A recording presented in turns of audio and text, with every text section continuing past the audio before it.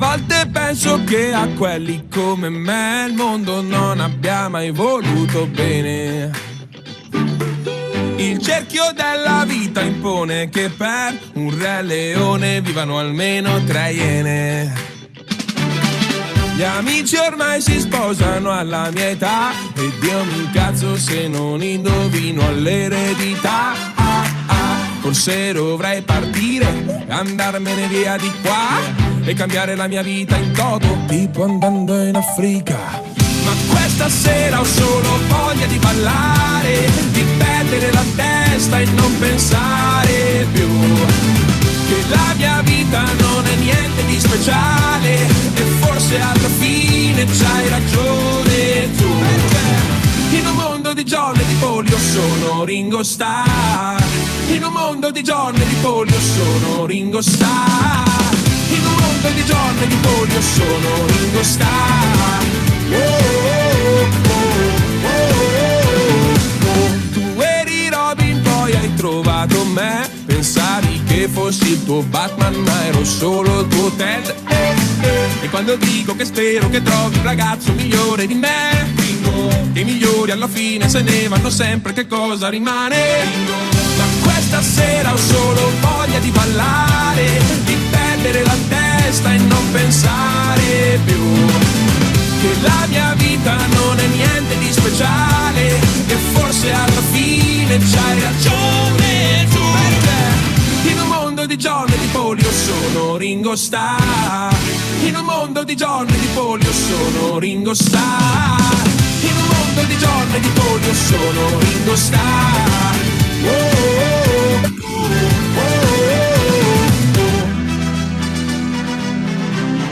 Ringo,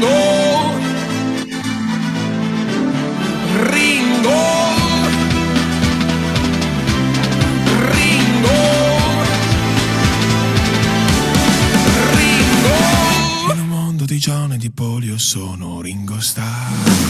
Ma questa sera ho solo voglia di ballare, di perdere la testa e non pensare più che la mia vita non è niente di speciale e forse alla fine c'hai ragione tu. Perché in un mondo di John e di Polio sono Ringo Starr. In un mondo di John e di Polio sono Ringo Starr. In un mondo di John e di Polio sono Ringo Starr.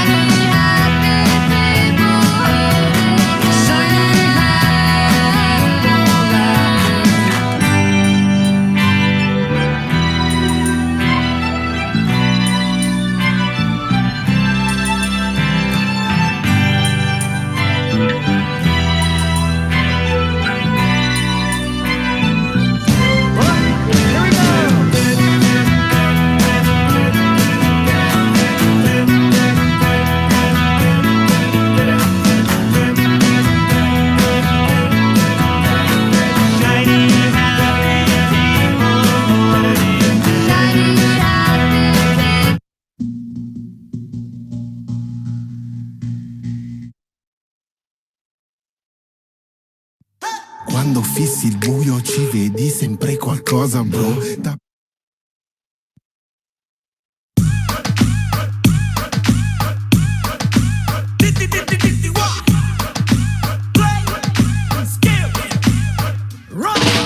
¿Cómo te llamas, baby? Desde que te vi supe que eras pa' mí. Dile a tus amigas que andamos ready. Esto lo seguimos en el after party. ¿Cómo te llamas, baby? Desde que te vi supe que eras pa' mí. Dile a tus amigas que andamos ready. Esto lo seguimos en el after party. Con calma, yo quiero ver cómo ella lo menea. Mueve ese boom boom girl. Es una asesina cuando baila, quiere que todo el mundo la vea.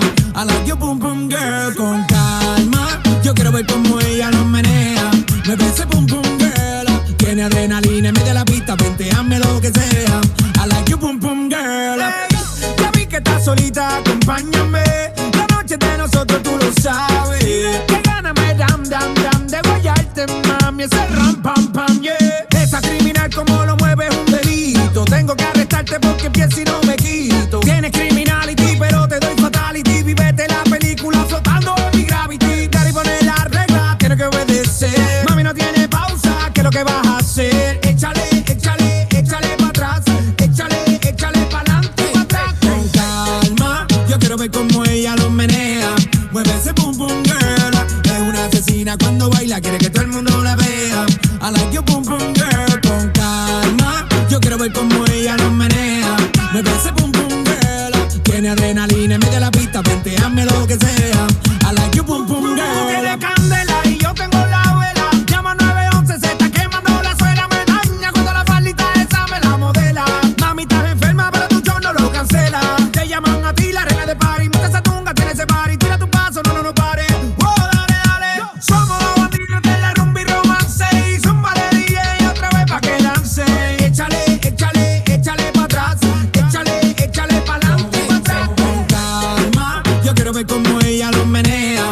Mueve ese boom boom girl. Es una asesina cuando baila, quiere que todo el mundo la vea. I like your boom boom girl. Con calma, yo quiero ver cómo ella lo menea. Mueve ese boom boom girl. Tiene adrenalina en medio de la pista, venteame lo que sea. I like your boom boom girl. Come with a nice young lady, intelligent, yes, she Jacqueline Ari. Everywhere me go, me never left her at all. You said that me stole me at the Ram Dance Man.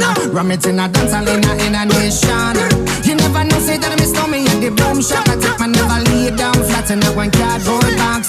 You said that me Yankee, I go reaching at the top. So Calma, yo quiero ver cómo ella lo menea. Mueve ese boom boom girl. Es una asesina cuando baila, quiere que todo el mundo la vea. I like your boom boom girl. Con calma, you know, say that me stole me, I go blame. I like you, boom boom girl. Take the man that say that me stole me, stab a girl down the lane. I love you, boom boom girl. 'Cause I'm in the stars tonight. So watch me bring the fire, set the night light. Shoes on, get up in the morning, cup of milk, let's rock and roll. Kink out, kick the drum, rolling on like a rolling stone. Sing song when I'm walking home, jump up to the top of the brown. Ding dong, call me on my phone, nice tea and I'll get my ping pong. This is getting heavy, can't hear the bass, boom, I'm ready. Life is sweet as honey, yeah, this beach chain like money. This go all alone, I'm into that, I'm good to go, I'm diamond, you know I glow. Hey, so let's go. 'Cause I'm in the stars tonight. So watch me bring the fire, set the night light. Hey, Shining through the city with a little funky soul. So I'ma light it up like dynamite. whoa, bring a friend, join the crowd. Whoever wanna come along.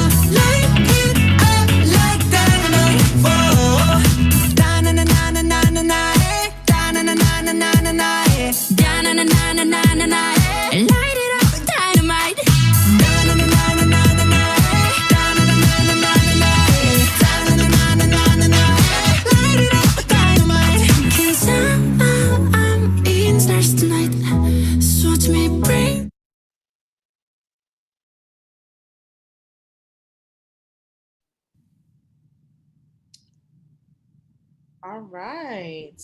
Hello, everyone. Perfect. So, hi, everyone, and welcome to the final segment of the Ready, Set, Study Abroad ISA Live Expo. Thank you so much to everyone who's already introduced yourself in the chat. So excited you all are here, and I saw that we have a wide variety of locations where you all actually are studying the different types of majors, as well as where it is that you'd like to go. Super exciting. Um, so this is the third segment of the ISA Live Expo series. So be sure to subscribe to our YouTube channel if you're not already subscribed, where you can check out our content from the prior two segments. And here's a look at what you can expect to see today. So for those of you all who are excited about South Korea, yes, we're going to talk about that today.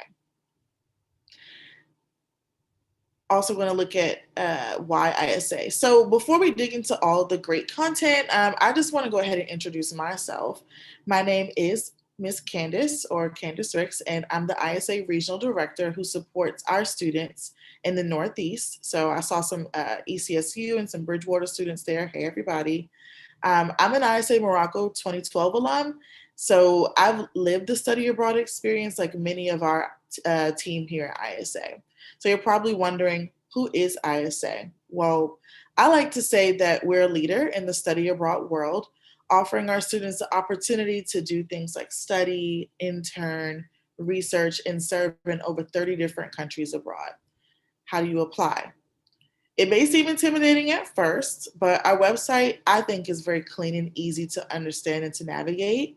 So once you meet with your campus study abroad advisor, you can head over to our website where you can start your application.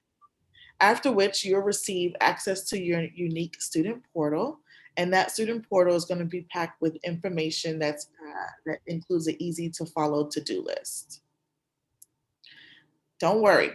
I know it sounds more challenging than it is, okay? And it's the great thing about ISA is you don't have to navigate the process alone. So I mentioned that I'm the regional director in the Northeast, but you can use this bit.ly link to get access to this color-coded map where you can find your regional director for your program, and they'll help you through the process, all right? So I'm really excited today because this is the last segment, but what's really cool is that we're going to be giving away one more $1,000 flight voucher during the Live Expo. So to give you a bit of motivation, I just wanted to highlight some of our raffle winners from the last two sessions, and just imagine this could be you. So we have Haven from George Fox and Maria from University of Texas, Rio Grande Valley. So congratulations to them. So if you haven't already, be sure to say hello in the chat so that you can qualify to be entered into the raffle. Make sure you have your phone ready as well for trivia, where you can earn an extra entry into the raffle for your chance to win that $1,000 flight voucher to anywhere in the world. If you haven't already, make sure you follow our Instagram page at ISA Abroad, so that you can be prepared to answer the raffle questions. I don't know about you all, but I could personally use a flight right now. All right, so let's get started.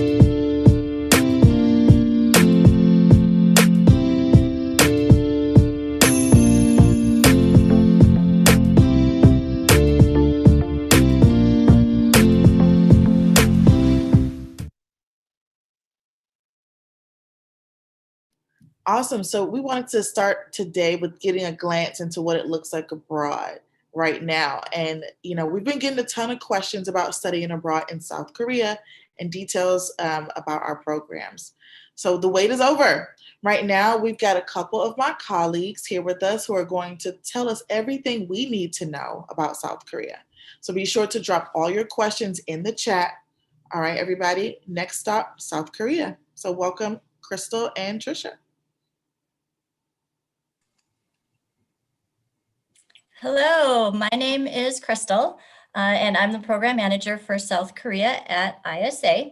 So after you complete your initial application, I'll be the person that will help you with your application materials, questions about the program, visa information, housing, all of the details, really up until you get on the plane. And I first want to point out that the background that I have here is actually a picture that I took when I was in Busan. So Busan is about a 2-hour train ride from Seoul. And as you can see, it really has a cool mix of city and nature together, like right there. Trisha. Oh, sorry. And then I just want to quickly introduce Trisha as well, who's here with me. She's the program manager for Teen, which is our sister company. We've been working together for about a year now, supporting each other, before you leave, also as well as supporting our students when they arrive in South Korea. So Teen will be fully managing actually the Asia programs starting in the spring of 2022. But don't worry, I'm still going to be here. So I'll still be working with Teen then once that transition happens. But we really work together on all of the programs. So for the fall and summer, what that means is that you'll have Teen students together with ISA students when you're on site. So you'll be doing orientation together, activities, and all those things together.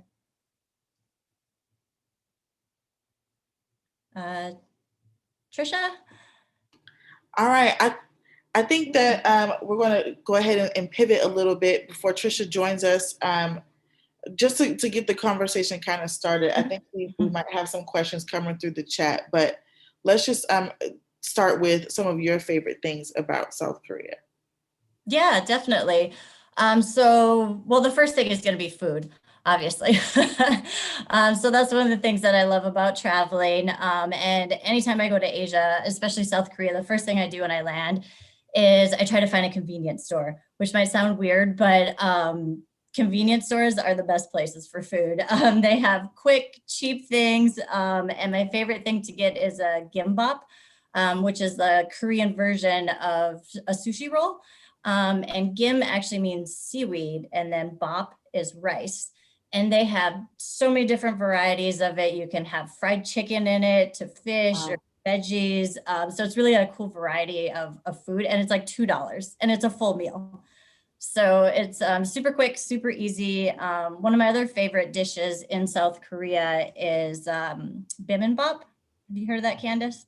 I have heard of that. It's something that I actually used to eat quite a bit of when I lived in China for a few years. And I know that sounds really weird, but to your point about convenience stores and just like the food that you can get there, I always found that also when I lived in Laos, that there was always that option. So I think that I'm learning a bit from you with regard to the meanings of the actual words. Yeah, so what's cool then with bibimbap, so you hear bap, that means rice.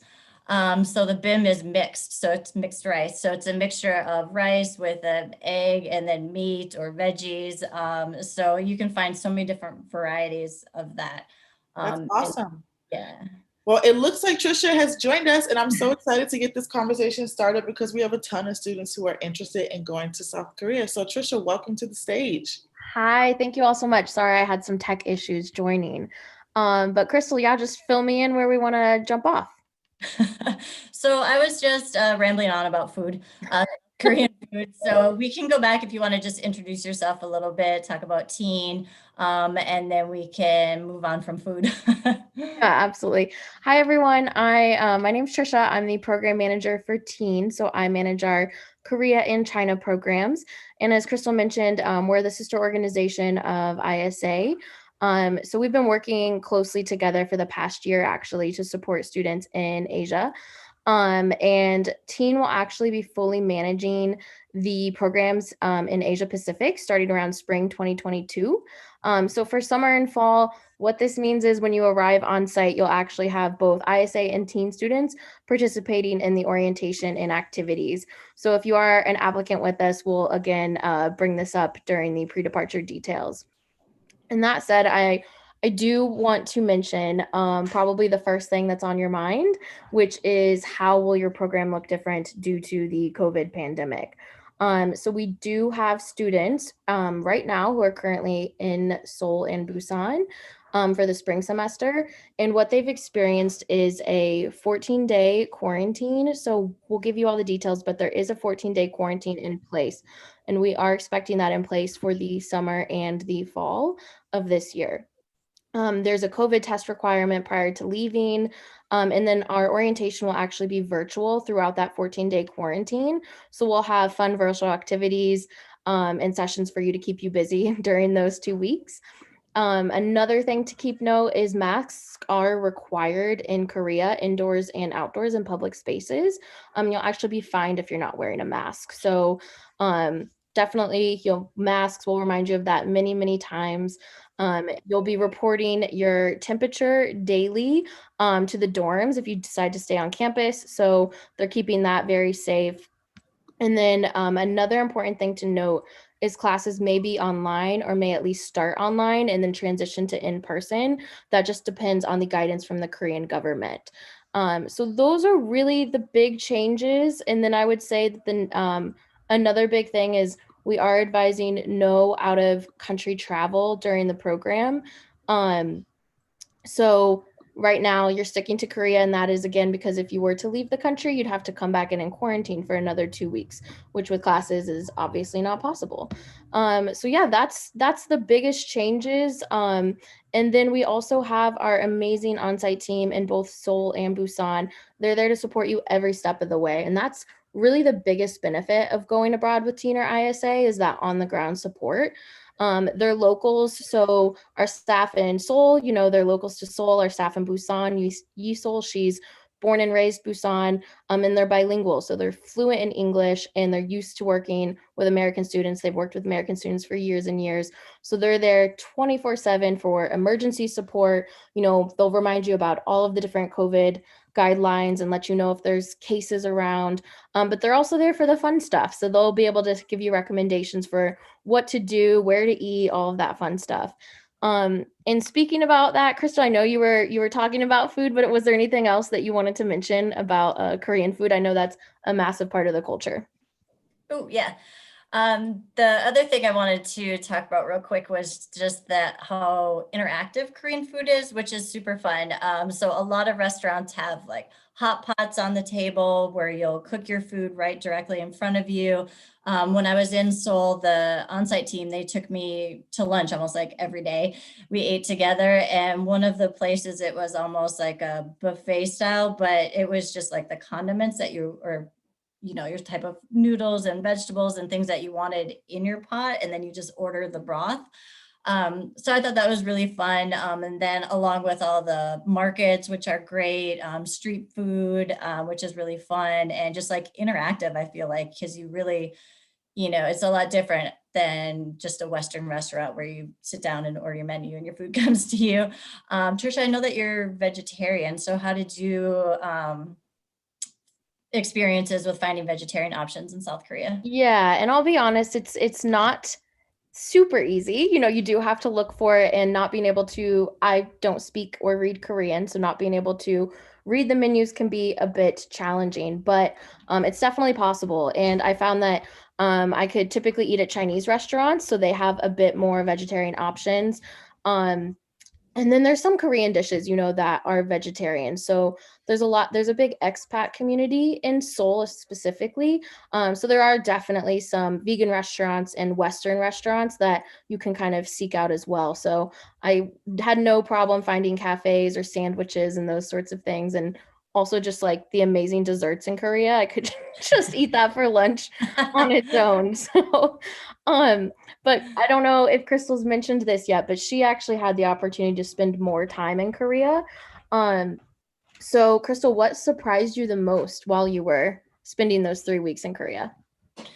One of the things that really stood out to me that I was surprised by was the language or English language level. So when I was there, I was actually staying at one of the ISA internship apartments. And so I was in a very residential area. And there was a Baskin Robbins, which I think is a American restaurant.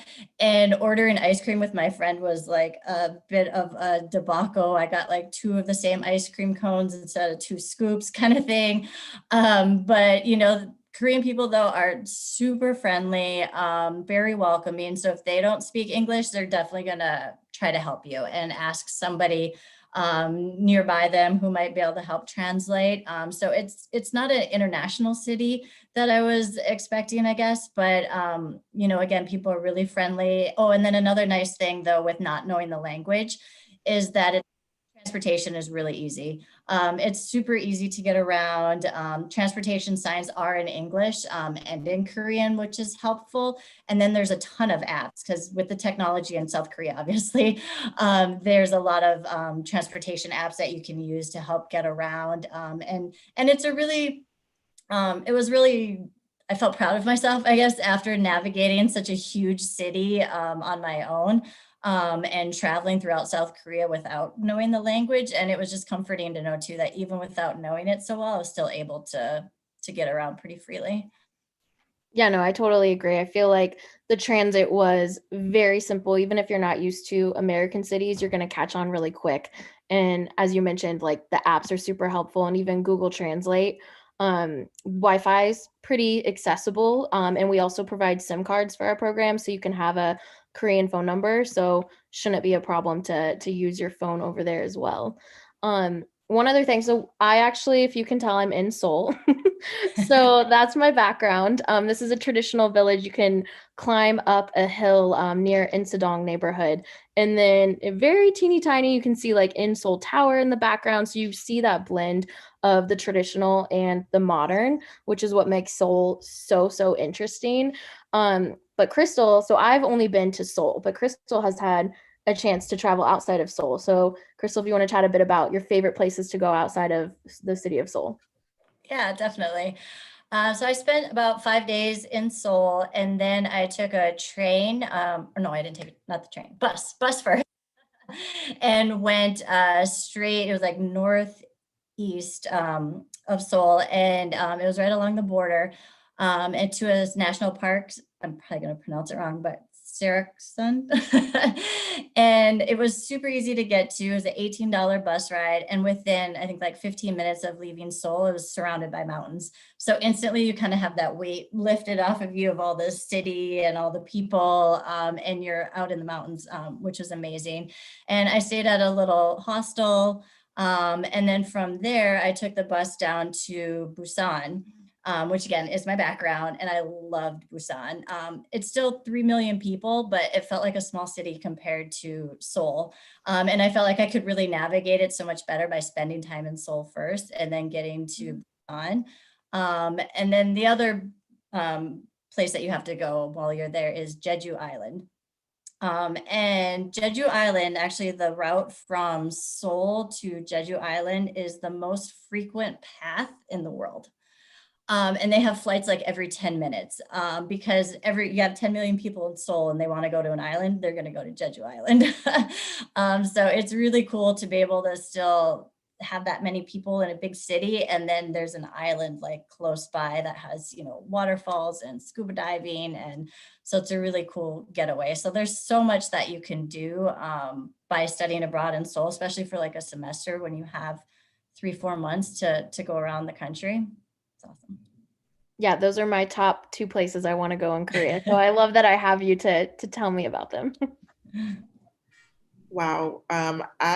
I feel a little bit jealous because I have not been to South Korea yet. So it's been exciting to hear you all talk about all the things that students can do there.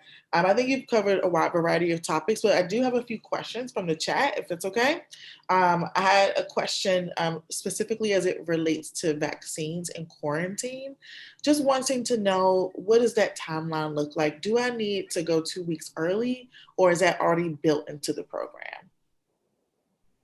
Yeah, good question. So right now, the Korean government hasn't made any changes for vaccinated individuals. So obviously that's subject to change. But right now, if you are vaccinated, you would still have to do the 14-day quarantine. And the COVID test 72 hours within departure is still in place.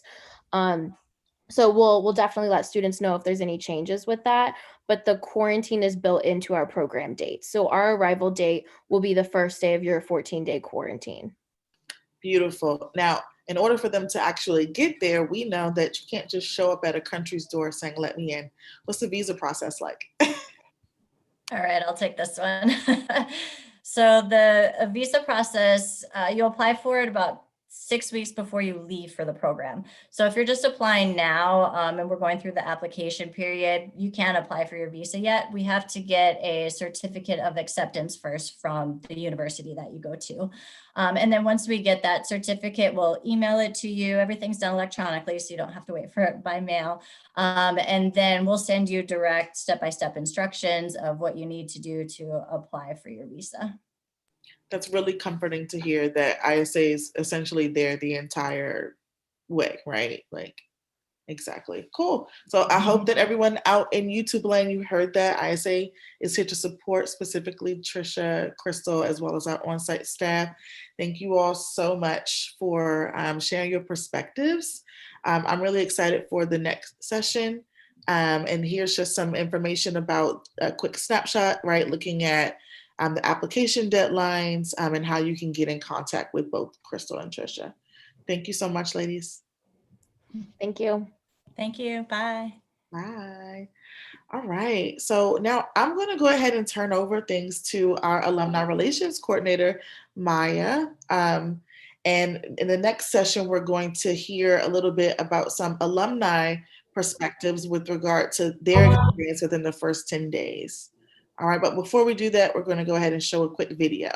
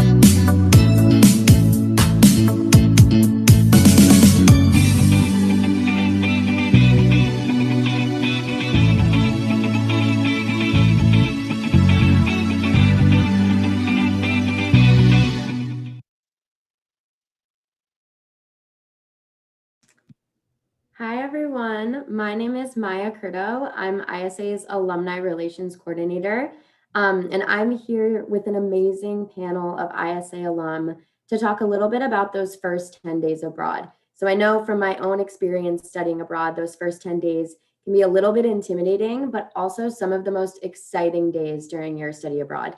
So to start us off, I'd love for each of our panelists to turn their cameras on and join us. Welcome. So we have a lot of different locations here, which is great. So I'd love for each of our panelists to introduce themselves. If you can all just say your name, where you studied abroad, where you go to school, and then one word to describe your first 10 days abroad. So Maddie, do you want to start us off? Yeah, I can. So I'm Maddie. I go to Grand Valley State University in Michigan right now, and I studied abroad in the Gold Coast, Australia, fall of 2019. And to describe the first 10 days, I'm going to use the word hectic. Awesome. How about Claire? So my name is Claire Taggart. I go to the University of Indianapolis. I studied in Florianopolis, Brazil. And to describe the first 10 days, I would say a head start. Emily? Right. Hi guys, my name is Emily and I studied abroad in Seoul, South Korea for 7 months. And I'm from Arizona State University. If I had to use one word, I would say surreal. Great. How about Nadine? Hey guys, my name is Nadine Al-Malam. I go to Rowan University in Glassboro, New Jersey. I studied abroad in Meknes, Morocco during the fall 2019 semester. And to sum up my first 10 days in just one word, I would say mind-blowing. Great. And last but not least, Camille? Hi, I'm Camille. I go to the University of Pittsburgh, and I studied abroad in San Jose, Costa Rica, fall of 2019 as well. And I think I would use the word uncomfortable, which maybe, going off script a little bit. I love it. And I love the quite a variety of words, which I think does kind of sum up those first 10 days. I think we feel a combination of all of those things. So I love that we got some representation there. So I'd love to start off with the question. I think a lot of students can be a little bit concerned about preparation and how much do you really know about your host city or your host country prior to arriving? Does anyone have any thoughts on that initially? I'll start. So my major is East Asian Studies with a focus on Korean language and Korean culture.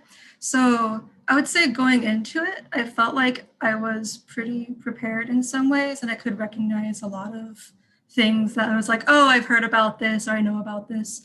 But even then, I think there was like a lot of little things about like a different country that you can't learn about through like textbooks or things like that. So even still, there was new things for me to learn every day. So it's like a mix of both, yeah. Yeah, that's a really great point. Nadine, do you have something to add? I would say definitely echoing Emily. So I'm actually Moroccan American, but I knew nothing about the city I was studying abroad in, which is Meknes. So you might think that you might have a lot of prior knowledge about something, but there are just some things that you can't learn from a textbook, like Emily had said, little everyday things that you're just going to have to get used to. Although definitely, I know before going abroad in the the student portal on ISA's website, they give you a lot of like personalized information about your particular city. So like a lot of information about how money works, how like in-city transportation works. So even the things that I thought I knew but didn't know even before I'd gone abroad, I'd gotten like the 411 on before I even left. Awesome. That's a really great point. I'm glad that you brought up some of the resources that ISA does provide for you prior to going. How about kind of thinking about the support during those first 10 days? How did ISA kind of support you in that time? Maddie, do you have any thoughts on that? Yeah, I can start. So ISA does like a bridging cultures program that we spent 5 days in a city called Byron Bay in Australia, where they just set up a bunch of excursions for us. Like we went surfing, we went to an organic farm and they cooked us lunch there. And then they had a bunch of like PowerPoints just kind of describing the country and what culture shock is and helping us just kind of get it set up into our city. And then once we actually got to our city and to our accommodation, our leader Cole like took us on a tour of campus. He helped us get like our Go cards, which is like our traveling card for the tram and the bus set up. He showed us like where to buy textbooks at. And then he kind of let us go on our own. We were on our own for like the next week and he checked back in with us the next weekend and like we went to the beach and he cooked us like a nice little barbecue, which was fun just to like make sure we were all settled and we knew where we were going and what was happening. So that was all really helpful. Yeah, I actually wanted to mention the ISA office also, because we did have weekend excursions as well, but it seemed more to like bond as, within the ISA group, which did help a lot too. But during the week when we had classes, we would have weekly events, I think like Tuesdays and Thursdays at the office, which was right around the corner from the university. And so I think especially in the beginning, people that really had no idea what to do, even around the block surrounding campus. It was easy just to go to the office where they already had some activities set up. We had like cooking lessons sometimes. So kind of giving something of a buffer for like people to, have something to do, but maybe if they weren't comfortable enough going out by themselves yet, which was really nice. Yeah, and to echo off that a little bit, and what Maddie said, I really enjoyed the way that ISA gave us all like the help and support those first few weeks with telling us about the culture and about the language and things to do, and getting us set up logistically. But they also gave us like a ton of independence. We were able to travel and do what we wanted to do. I ended up going to a different city like my 5th day, and our program advisor was awesome in supporting me through that. So it was just really great. That's great to hear. I think it's so reassuring to have kind of that home base within that initial time that, you can use as much as you want, but also you're free to have your own independence. And then, they're always there to check in and support you as you need. So that's really great to hear about all of those different experiences in completely different locations, and that there's kind of that common ground there. So thank you all for sharing. I think a question a lot of students also have prior to going is along the lines of packing, which I know can be a stressor from my own experience going abroad as well. Kind of thinking about your experiences going abroad before you got on that plane, what's something that you were really thankful that you did pack? And what's something that you could have done without? I think I'll start. There was a few things that I didn't like consider being something that like would be useful to pack, but looking back, I would say if you're a big fan of, and this is very specific to South Korea, but if you're a big fan of fitted sheets and big fuzzy towels, bring those yourself. Fitted sheets and like silk sheets, things like that, are either not available or they're very expensive. And same goes with the fuzzy towels.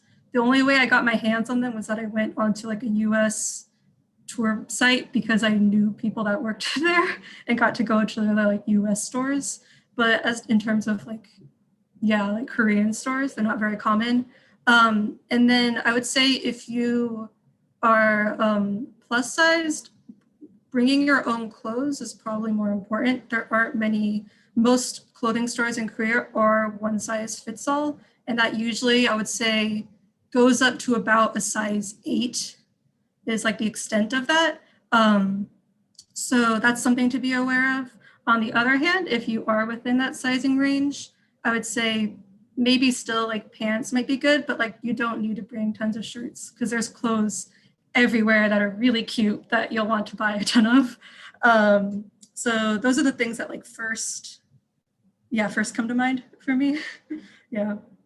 Oh, sorry, one more thing. Bring deodorant. Deodorant is not super popular. And also for women specifically, like female hygiene products.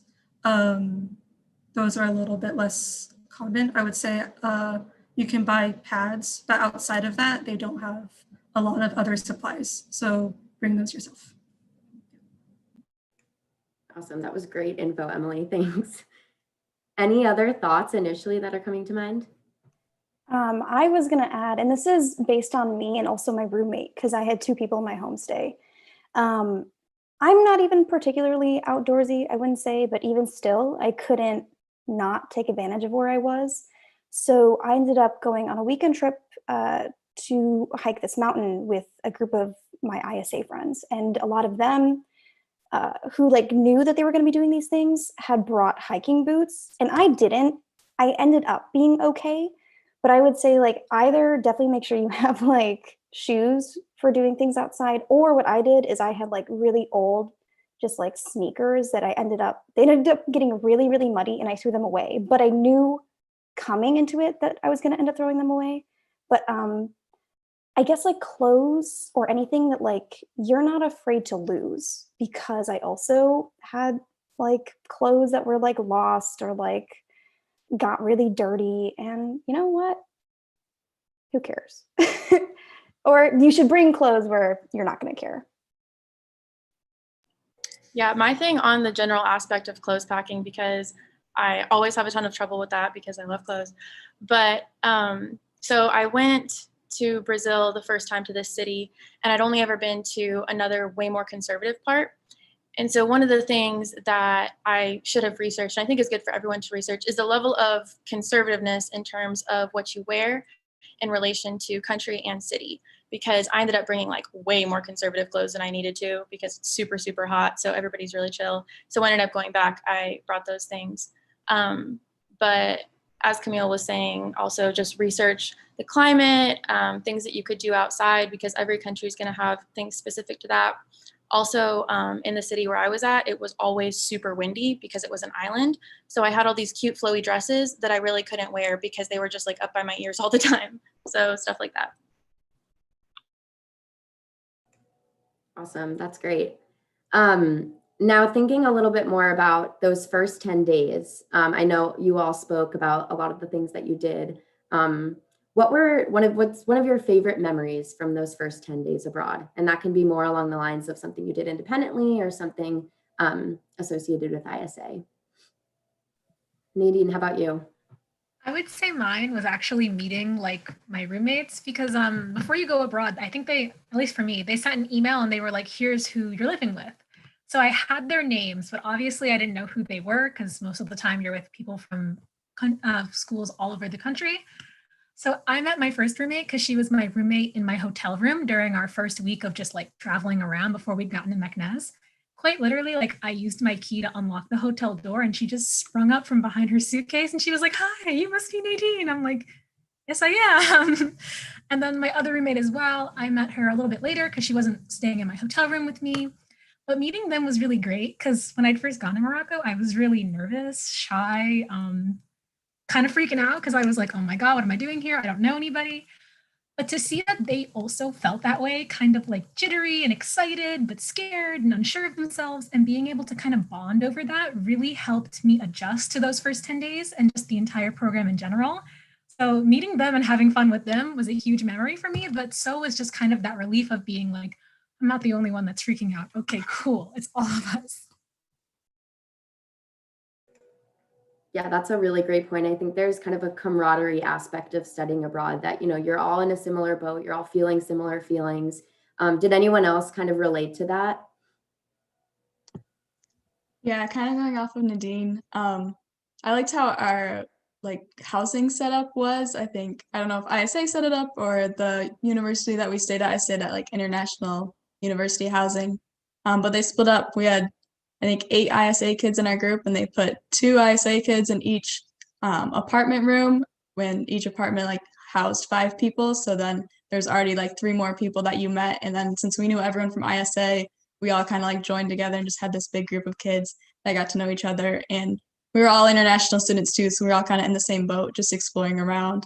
And that was really fun just to talk to everyone and just get an opportunity to explore and get to know each other and get to know other cultures too. I had friends from like all around the world living there.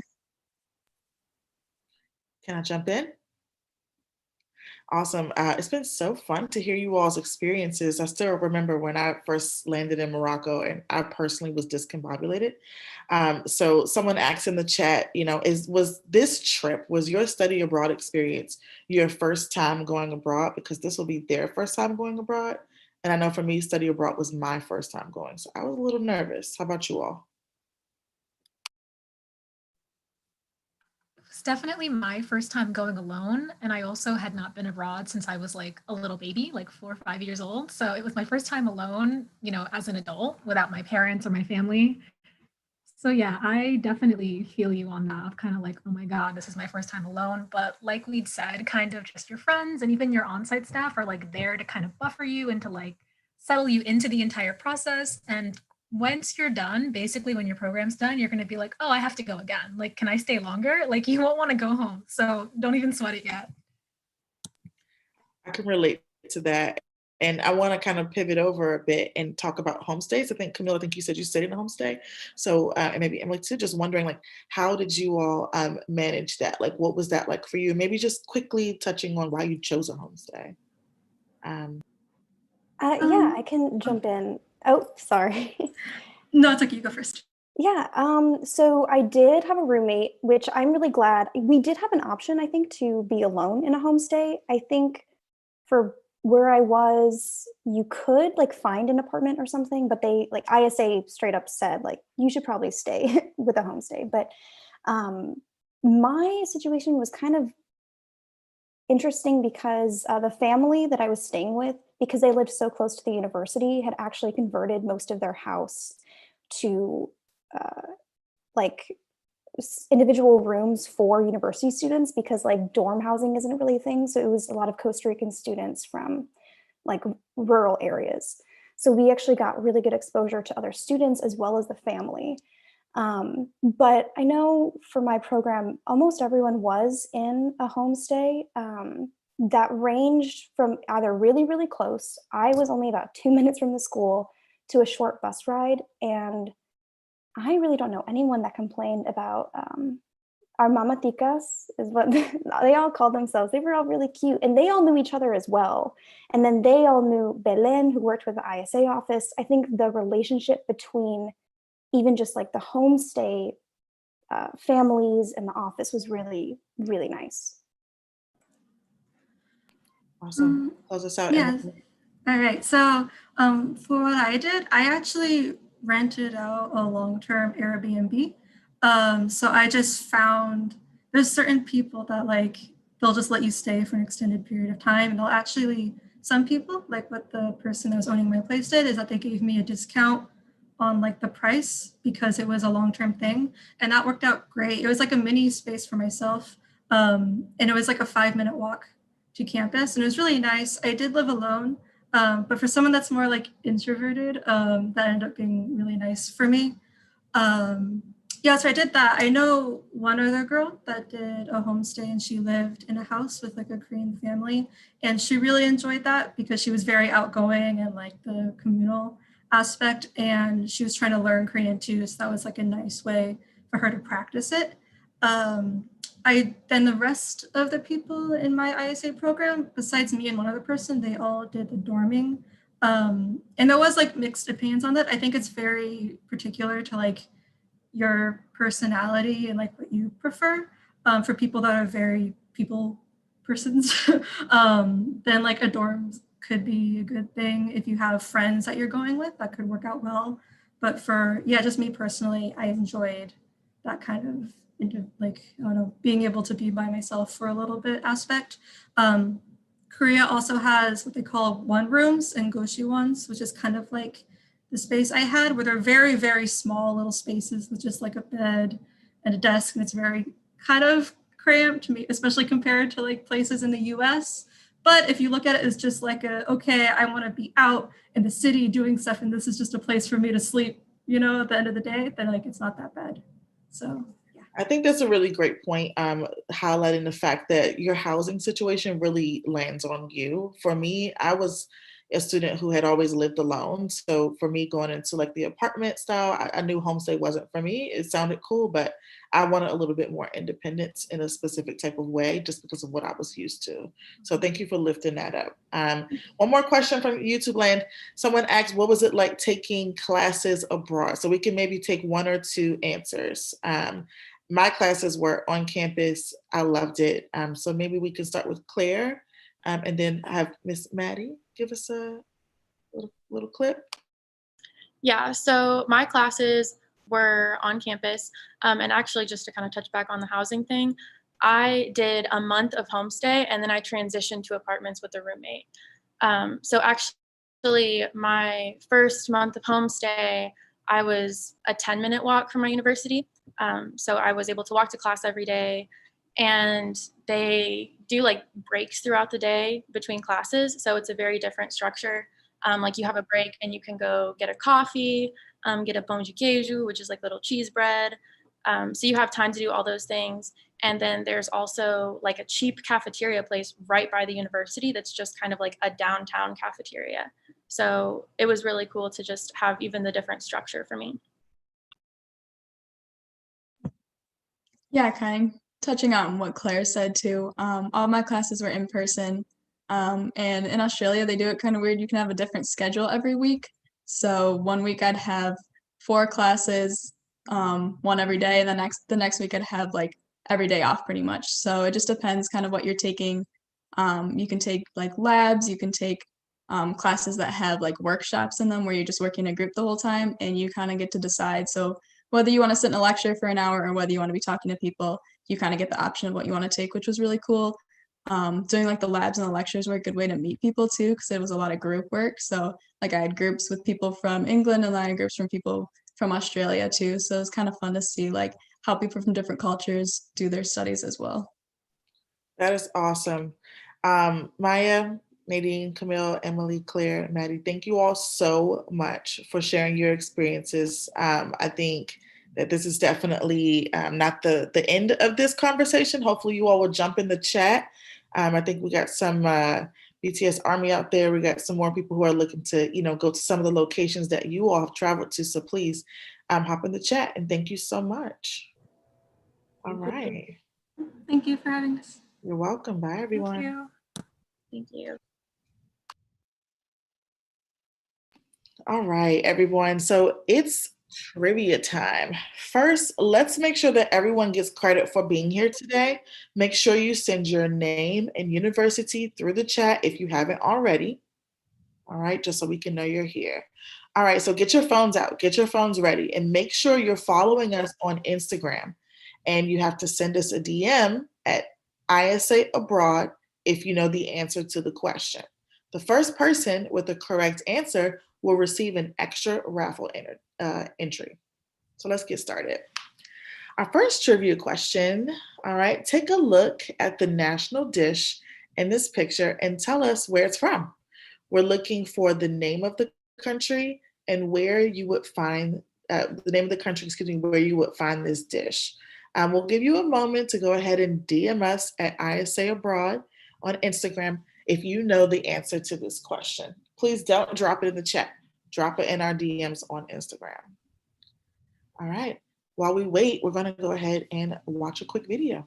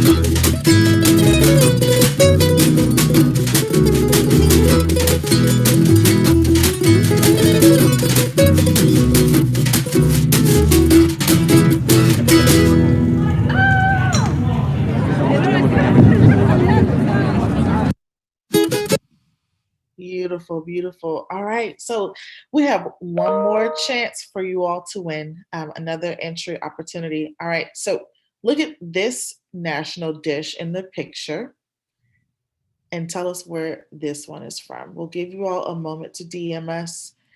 Go ahead and take a look at this. If you're just joining the chat, I see some people just coming in.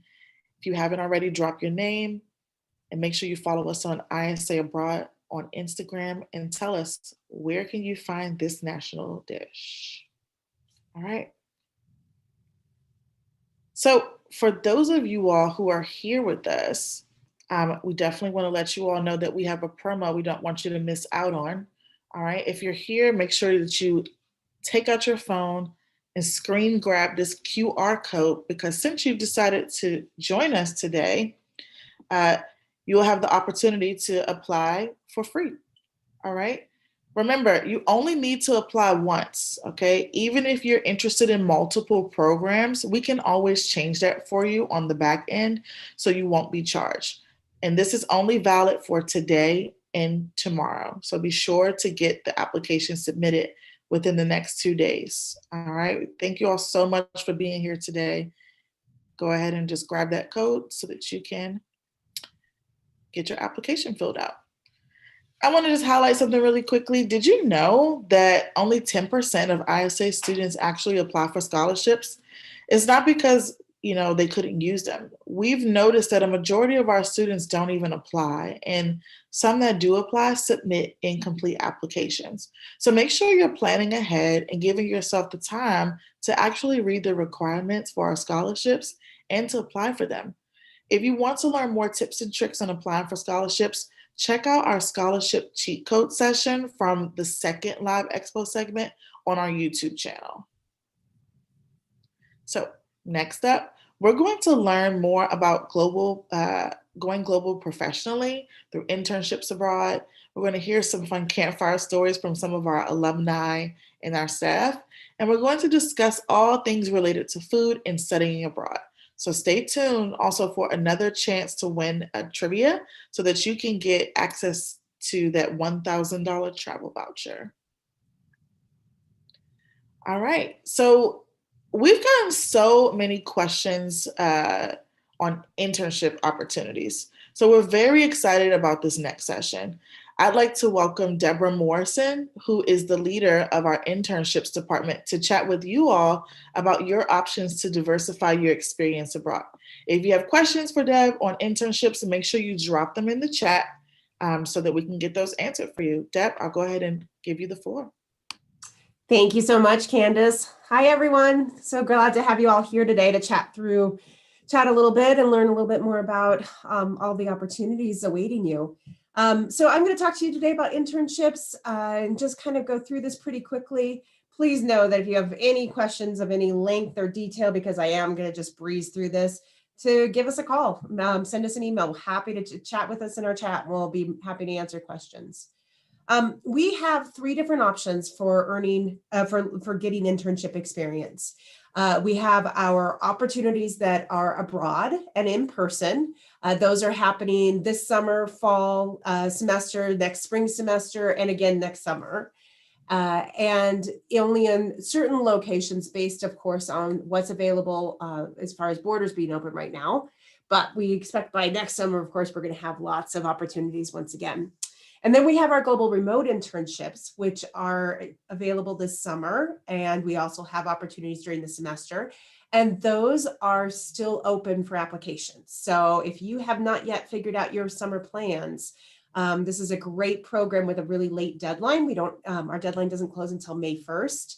So it gives you more time to think about what you're going to do this summer. And if you're still looking for an international experience, that I'll describe in a minute, the global remote internship is a great opportunity for you to stay home and still gain that international experience.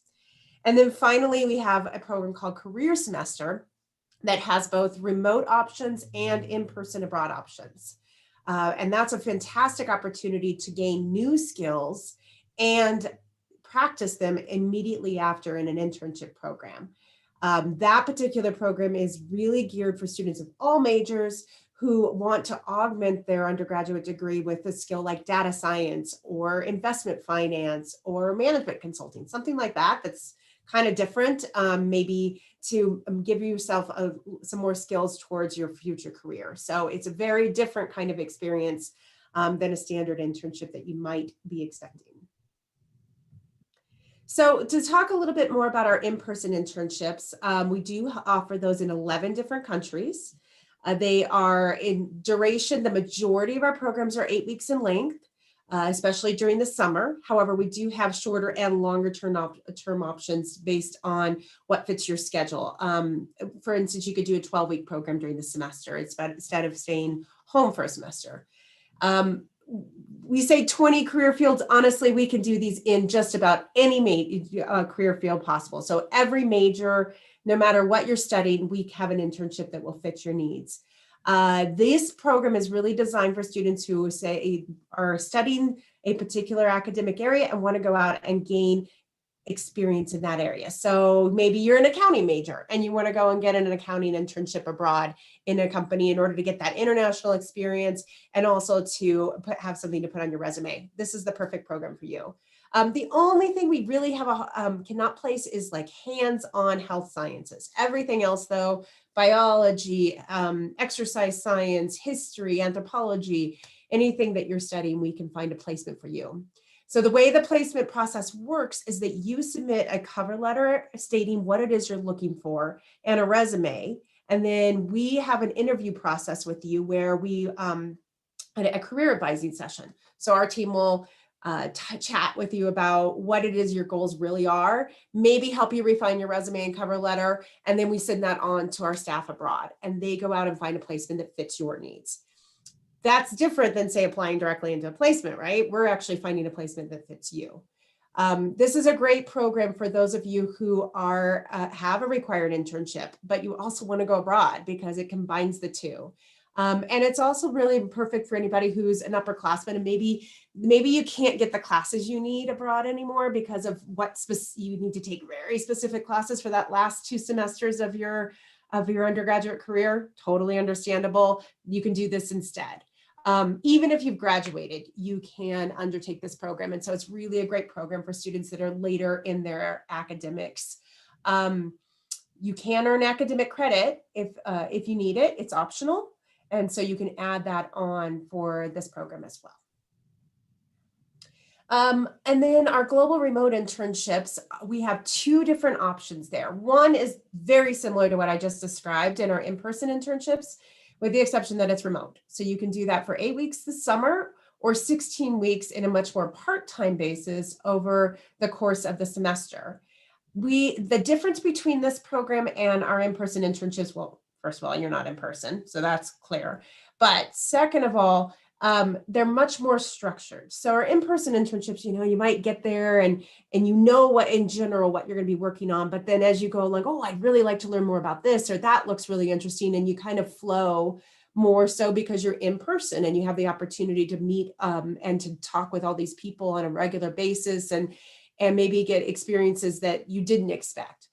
In a remote internship, we're going to make sure that you have projects that you're working on, because we want to make sure it's very structured so that you aren't flailing, since there's not that human contact on a day-to-day basis. You will meet with your supervisor multiple times a week, likely at least once a week, but multiple times a week. And your supervisor is going to be based in a country like Vietnam or Australia or Spain, for example. And so the rest of your time, you can decide where that time fits. Great if you're going to have a part-time job during the summer. You can add this on and still be able to do both those things, because you get to choose when you work, with the exception of the times that you need to be with your supervisor or other colleagues. Our other global remote internship is a team-based placement, and we put students into groups of 3 to 5, and then you're assigned a professional mentor and a company in Australia that has a project. This is ideal for business students, marketing, communications, computer science, IT, that kind of thing. And we want to make sure that you get the most out of it. So that mentor is there to make sure everybody does their part. So there's the company in Australia is going to give you an assignment, and this is like a mini consulting gig. And so you get the opportunity to work as a team to deliver on what that assignment is. And so it might be, oh, we want to expand our business into Indonesia. We need to do research, and we need you to provide us with a SWOT analysis of competition and competitor analysis and the pricing plan and marketing plan and so forth. And your team has to put that together. And then it's actually put to use. And that's some of the great feedback we've gotten from students, is they felt like they were doing something that was actually going to be used by this company, which is really neat. So this is really a great program for students who like working online, who thrive in an online environment, first of all, or who want better skills at working remotely, because maybe you want to have a remote job when you get out of college and you want to make sure that you're well tuned for that. So when you go out and apply for those jobs, you've got it on your resume. You could be a digital nomad with that kind of a skill. And lots of times students who are non-traditional, so maybe you can't study abroad, like physically leave the country because you need to take care of some family members, or you have to work, or something else keeps you from actually physically being able to leave. This is a great opportunity to gain that international experience without having to depart the country. And you can do this, like I said, as a supplement to your semester abroad or semester on your own campus. So you could be taking classes, let's say fall semester, and do a 16-week part-time virtual internship. Our final program is the career semester program that I mentioned before. So this is available in 2 different formats. One is remote, And that is either the summer, which is a 6-week program, or semester, which is 12-week. And the other is we do have a cool new semester abroad program launching in Madrid for fall 2021. So it'll be the brand new program there. This is a totally innovative, unique program, unlike anything else that exists out there. There are specific skill areas that you can choose from. So they are digital marketing, investment finance, management consulting, data science, which is our most popular, and user experience, user design. I'm missing a couple. There's 7 total options in the summer and 5 during the semester. But you get the idea. They're super niche, super career-oriented types of skills. So if you're, let's say, a political science major and you know you want to go work on campaigns or something, and but you haven't taken any data science, and you realize I could really use that because that could help me get a job in the future, as an example. This is the perfect kind of program because it's like a boot camp where you actually learn the data science skills really quickly and really applicably, if that's even a word, and then you immediately put them to use. And the boot camp continues, the courses continue. The coolest part about it is the classes are taught live and the course instructors are incredible. I am super impressed, as were all of our, like if you read the testimonials from this program, it's just so impressive because the students absolutely loved the instructors and how good they are. They're industry professionals. They know how these skills are put to use in the real world. They are not teaching you from like a theory base like you might get at your university, much more boot camp style, that this is how you do it. Now let's go do it. So it's a great program to earn some career skills. The 6-week program is 2 weeks of course, 4 weeks of internship. 12-week program is 3 weeks of course, 9 weeks of internship. But again, the course continues throughout the internship in order for you to have that mentorship and support of the instructors. And then the semester abroad, we've essentially taken that 12-week course and we've combined it with the semester abroad. So you go to Madrid, you take 2 courses at a university in Madrid, and then you do this on top of it. And I should have mentioned the 12-week program is definitely like a part-time program. So you could do that during your normal semester. So that's really a great program for someone who's looking to augment their undergraduate career. It is for any major. So no matter what you're studying, it's actually like ideal for those liberal arts students out there who want some other skill sets in order to be more employable after graduation. So just think about, but we also have math students and business students and all kinds of students undertaking these programs. All right, and then finally, I just wanted to chat a little bit about and show you a couple of our students. These are some students that have participated in the program in the past, just to give you an idea of, kind of what skills they've gained and what experiences they've had. So our Jennifer was looking for an internship in archaeology. She's got a great blog up on our post up on our blog that you can check out. But she ended up going to Chile and to Santiago to do this archaeology internship and was able to meet people from that were really involved in archaeology in that area and really gained some really amazing hard skills and also practiced her Spanish. So that was a fantastic opportunity for her, something that looked really great on her application for grad school. Abigail did an internship in software engineering. She's actually currently employed as a software engineer at ESPN.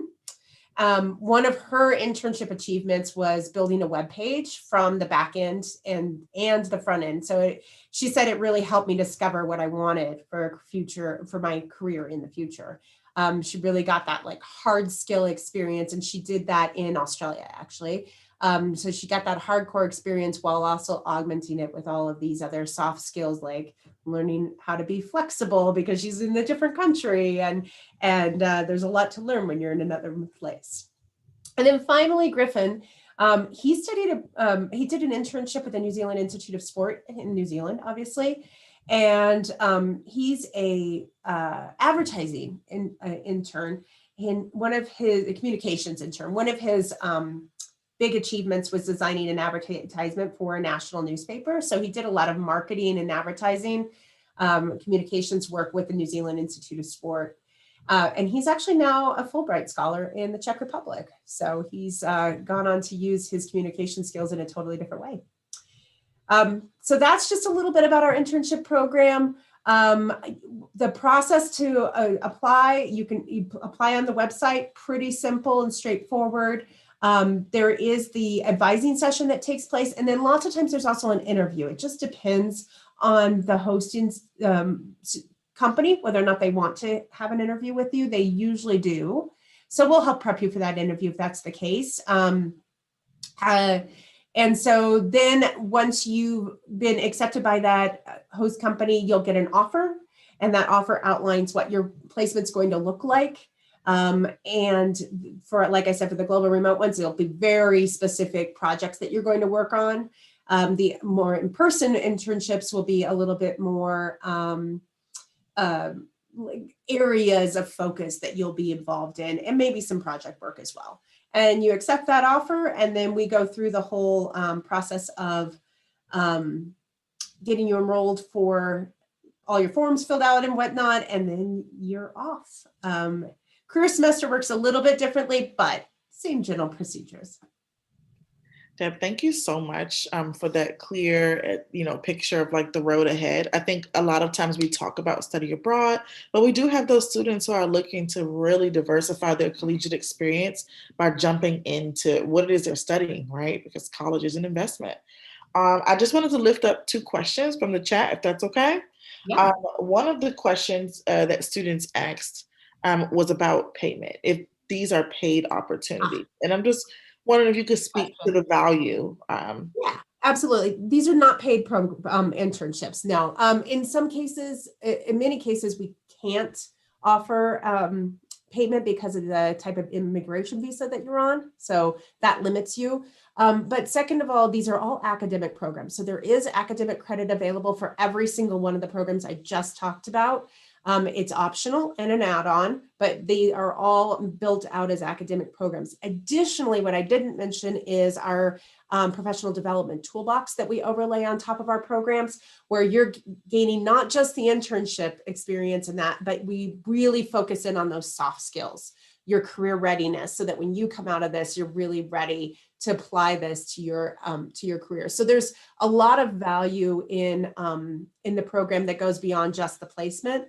Also, our program fee includes your housing and excursions and activities too. So that's also all bundled together in the program fee for these. Excellent. I'm glad that you mentioned that part, and also just thinking about the value, and bringing up the example of Abigail and Griffin. A lot of times students forget when you go to apply for a job, unfortunately, they ask that question of like, do you have any experience? So this is an awesome way to get experience that will make you really stand out for those competitive types of positions, like being at ESPN as well as Fulbright, right? So one last question for our students who are looking to go abroad sooner rather than later. They asked about what's coming up for the summer. I think deadlines have passed.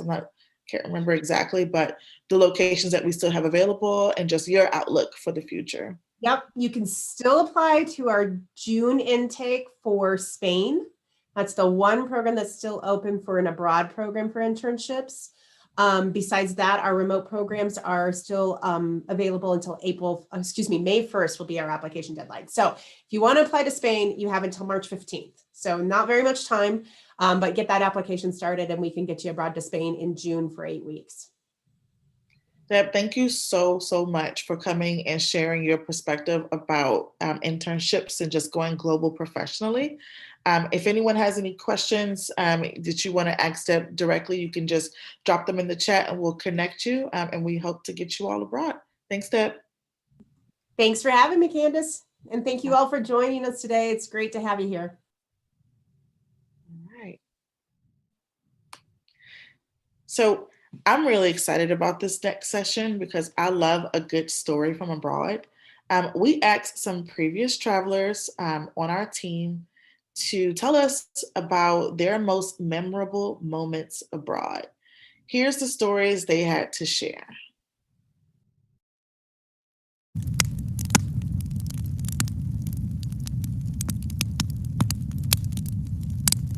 So this one time abroad, I was in Costa Rica and a group of my friends and I decided, hey, we're in Costa Rica, we're feeling adventurous. Let's go ahead and sign up to go ziplining. Okay. I'm not like a super thrill seeker, but ziplining sounds good to me. So we sign up for ziplining, we go, it's an amazing tour and we're, the nature is beautiful and we see animals and it's so fun and so cool. But my friends were ahead of me on the zip line. And so we go through this course. And at one point, I guess I wasn't paying attention. I wasn't listening. And my friends all took a right turn and I happened to take a left turn. What I didn't realize was that the tour guide said, all right, if you're turning left, that means that you are going to go bungee jumping. That means you're good to bungee jump. Not a big thrill seeker again, so I definitely don't want to bungee jump. So literally I get up to the top of this hill and then somebody's wrapping my ankles up with the bungee jump and I'm like, wait, what's happening? I'm not doing this. And he was like, you're here, you're going. And yeah, 1, 2, 3, and he pushed me right off and I bungee jumped and it was the scariest moment of my life. I screamed so loud. Everyone laughed at me. I was just like screaming the whole way down. But it ended up being really fun and I'm glad that I did it. I probably wouldn't do it again, but at least I can say that I've bungee jumped. So that is my story about my accidental bungee jumping experience in Costa Rica.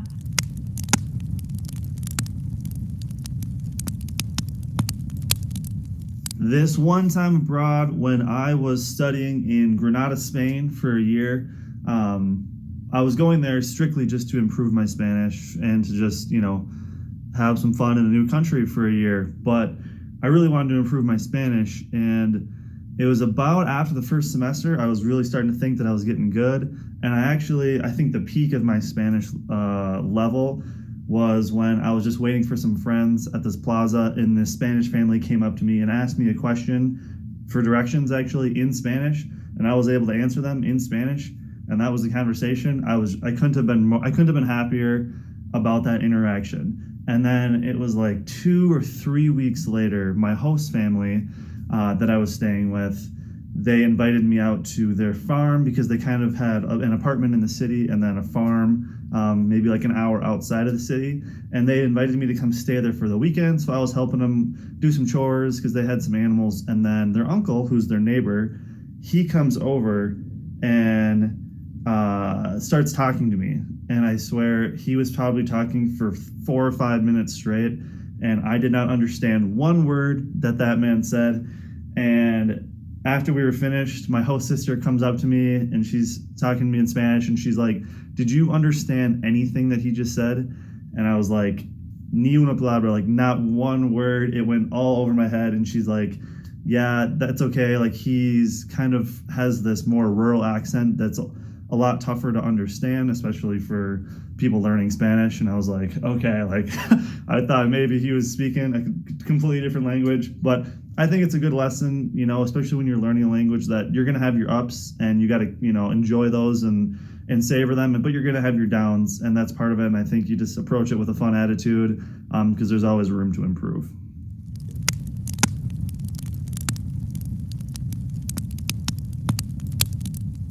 This one time abroad, I had a really funny moment when I went to the comedian show of how to become a Parisian in 1 hour with ISA. And I was actually called up on stage to demonstrate how to dance in a club like a Parisian. And so me and the comedian danced to All the Single Ladies by Beyonce, and we learned how to smize. And then afterwards, I got to take a picture with him and got a free little booklet about all the stereotypes of Parisians and, whether they're true or not, and just making fun of the whole thing. It was really fun.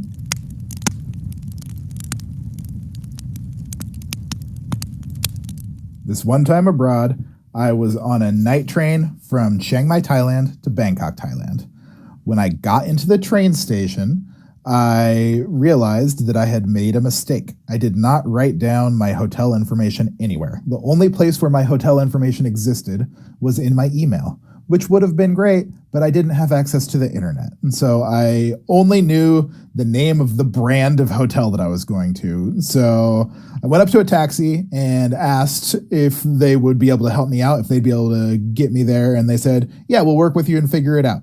And they asked for what I felt at the time to be way too much money. So I followed the advice of my guidebook, went out on the street and started trying to hail tuk-tuks, which are motorcycle taxis. And 6 successive tuk-tuks turned me down. I thought, this is pointless. I see the skyscrapers off in the distance. I'll just walk. So I started walking towards the skyscrapers. I walked for nearly an hour. Very lost at this point. I'm very, very lost. And thankfully, an impeccably dressed Thai man walks up and in perfect English says, "You look lost. Can I help you?" And I'm thinking, oh my goodness, finally someone is going to save me from myself and my own idiocy. And so he said, here, go ahead, use my cell phone. We'll figure out which hotel you're in. Got that all straightened out. He said, if you want, I can just give you a ride. I was thinking, man, this is even better. He probably owns a cab company or something. And so I'll just take a ride from him. So we start walking down the street. I figure his cab's maybe a block away. We walk for multiple blocks. He buys a drink off of the street, one for him, one for me. I drink it. It's delicious. I assume it's safe because he bought one for himself too, but he never touches his. And so then I'm a little bit nervous.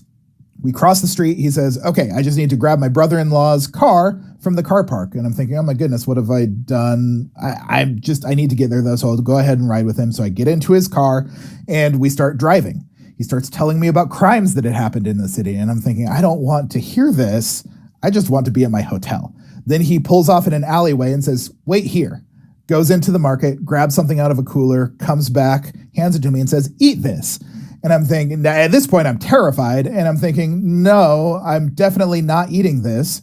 But he was still doing me a favor as far as I knew. So I was polite and I said, no, thank you. I'm really full. I'm ready to go to the hotel now. And he was a little bit insistent, but I continued to say no.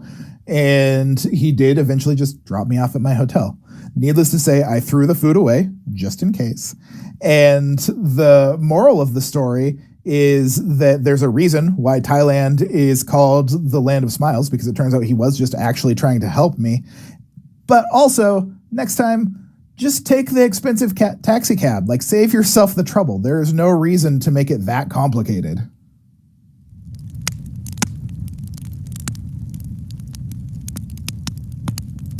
Okay, so this one time abroad in Morocco.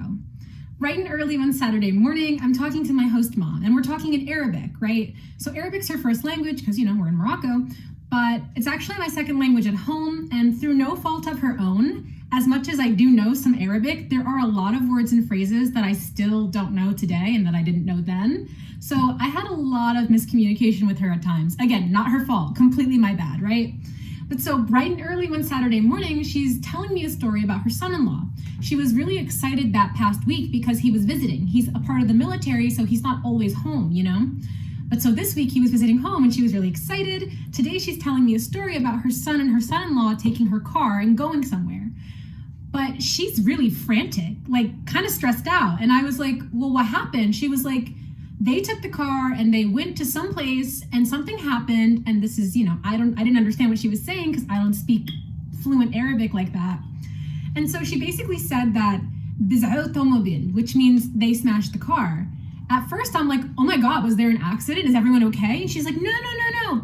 It's not an accident. They came and they smashed the car. I'm like, oh my God, who's they? She kept using this word to reference they, whoever smashed the car. I'm freaking out. I'm like, is everyone okay? Who could possibly smash the car? And she keeps using this word. And of course, it's the one word that I don't know that's the key to this entire story. She keeps using this word. I'm like, I don't even know what that means. Who? Like enemy fire? Like who smashed your son's car? And we're going back and forth for 10 minutes. She's at her wit's end with me. I feel bad because I'm like, I really don't know what you're saying, but I need to know what happened. And so after 10 minutes, she just looks me in my eyes and she's saying, them, they. I'm like, who's they? She looks me in my eyes and goes, bah. I was like, sheep? Yes, literally.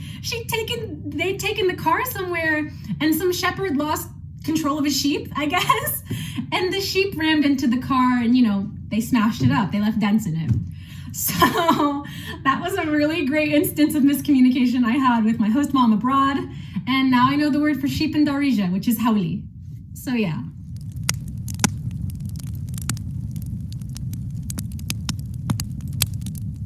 This one time abroad, my family came to visit me when I was in Japan. I took them to Hakone so we could see Mount Fuji, go on the water, and just have a really fun time experiencing traditional Japanese culture. So after we went to the hot spring, it was about 6 or 7 o'clock at night, and I didn't realize that the trains were recently shut down because of the typhoon that had happened. So we were stuck in the mountains in Hakone with no way of getting back to the trains at night so we can get back to where we were supposed to be staying in Tokyo. I had just been studying Japanese in Japan. Even though I studied for 2 to 3 years previously, I was still a little nervous when it came to speaking Japanese. So I approached one of the hotel workers and asked him in Japanese, "Hey, how can we get to here?" He was very impressed with my Japanese and immediately started talking to me and calling people on his little walkie-talkie to see what he could do for me and my family to get back home. He was so nice and kind and impressed that I was able to communicate with him that he had someone personally drive us in their van back to the train station so that we were able to get home. My family was very grateful, and I think if it wasn't for me, they probably would have been stuck in the mountains in the middle of nowhere in Japan. So that was one time where I was a little bit lost in translation, but I was able to work through it with the skills that I had learned by studying abroad in Japan. Thank you.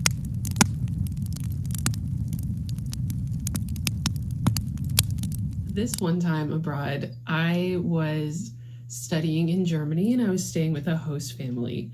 I really wanted to work on my German language skills, and it was a great way for me to, get to know some locals, get to know the culture, some of the local lingo. I was studying in Bavaria in Germany, so it was a little different than like standard German. And I thought I knew a lot of German, but I had only had about 2 semesters at the time.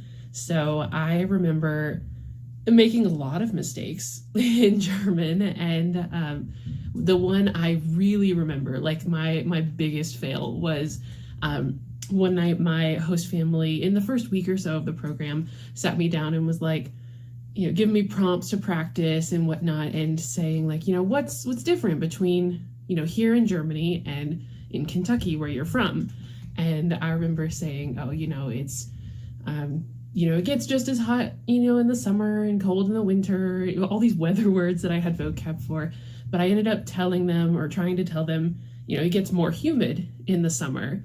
And I will never forget this for as long as I live. But I told them, das Wetter ist schwüler in Kentucky als hier in Deutschland. And that I learned that I wasn't very good at the umlaut sound, the oo. So I literally told them that the weather in Kentucky is gayer than in Germany. And I just remember my host family giving me this like blank stare, like trying not to laugh, before they told me, what my mistake was and how to make it better. And I mean, it was also funny because it was the same night that I came out to them, like being gay and studying abroad and whatnot. So I will never forget that particular vocab mistake, and I get it right to this day.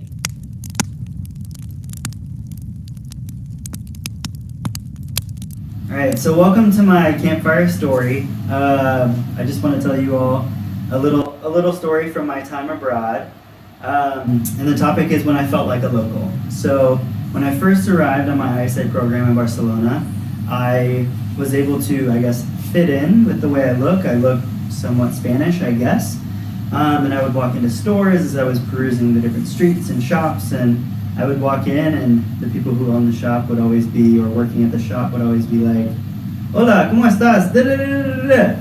And I would look right at them, kind of like a deer in the headlights, and say, "I don't know, no hablo español," and that was about it. I couldn't converse with them.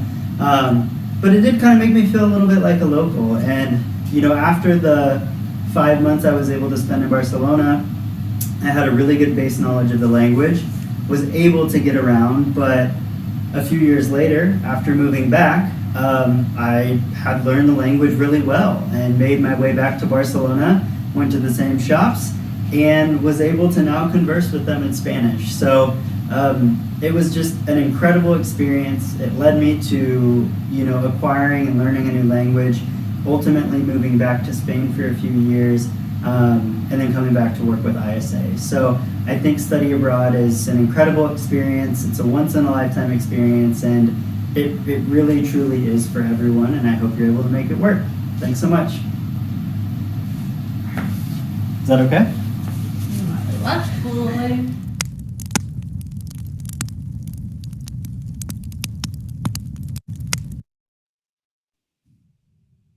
All right, those were some really great memories that made me laugh and think clearly about the things that we say. So thank you to all of our students and staff who sent us their stories. And if you have any questions, make sure you just drop them in the chat. So I just want to remind you all that we're here to help you take the leap and make your experience abroad possible. This map shows the regions that my colleagues and I, where we support you all. So go ahead and save the link if you haven't already. You can look at the bit.ly link right there and save it. So you can schedule a meeting with either myself or one of my colleagues to talk more about your interests and finding the right program for you. If you're just now joining us, welcome to the Ready, Set, Study Abroad ISA Live Expo. Your timing is perfect because, yes, it is trivia time. So first, let's make sure that everyone gets credit for being here today.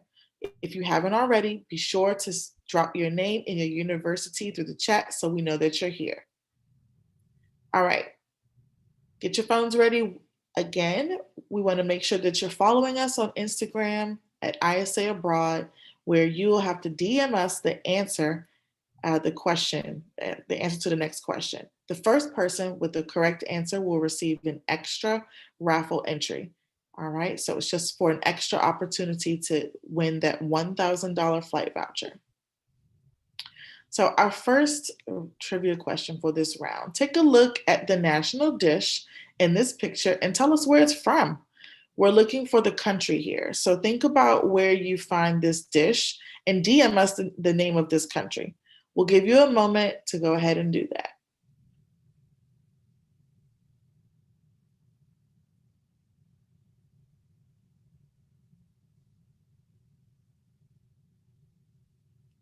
All right. Now let's take a quick break and look at video.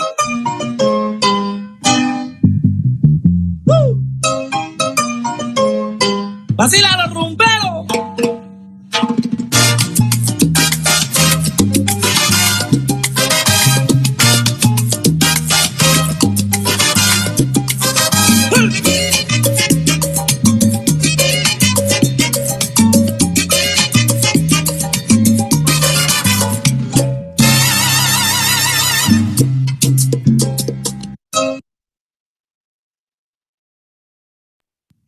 Nice.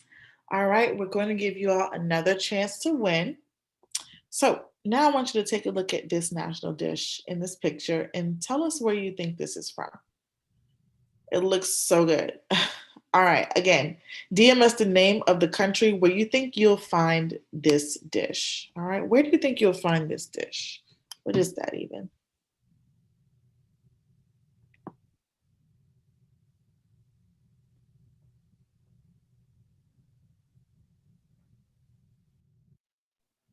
All right. All right, friends. So if you haven't already heard, I have a special promo I want to share with you all as a thank you for you all being here with us. You can use this code on the screen when applying or the link in the chat, and you'll have your application deposit waived. Remember, you only need to apply once. Even if you're interested in multiple programs, we can always change that for you on the back end. So you won't be charged. This is only valid for today and tomorrow, so be sure to get that application submitted. And just a quick, did you know that over 50% of ISA students actually use financial aid to study abroad? I know I did. We hear from a lot of students who are interested in short-term or summer programs because they appear more affordable than studying abroad than a full semester, but that's not true for everyone, not always. I want you to be sure to check in with your study abroad office and the Office of Financial Aid to see what aid you're able to take with you. It might end up costing you a little bit less to go abroad for a semester than staying on campus for that time. If you want to learn more about financing your study abroad experiences, check out our scholarship cheat code session from the second ISA Live Expo segment on our YouTube channel if you aren't already subscribed.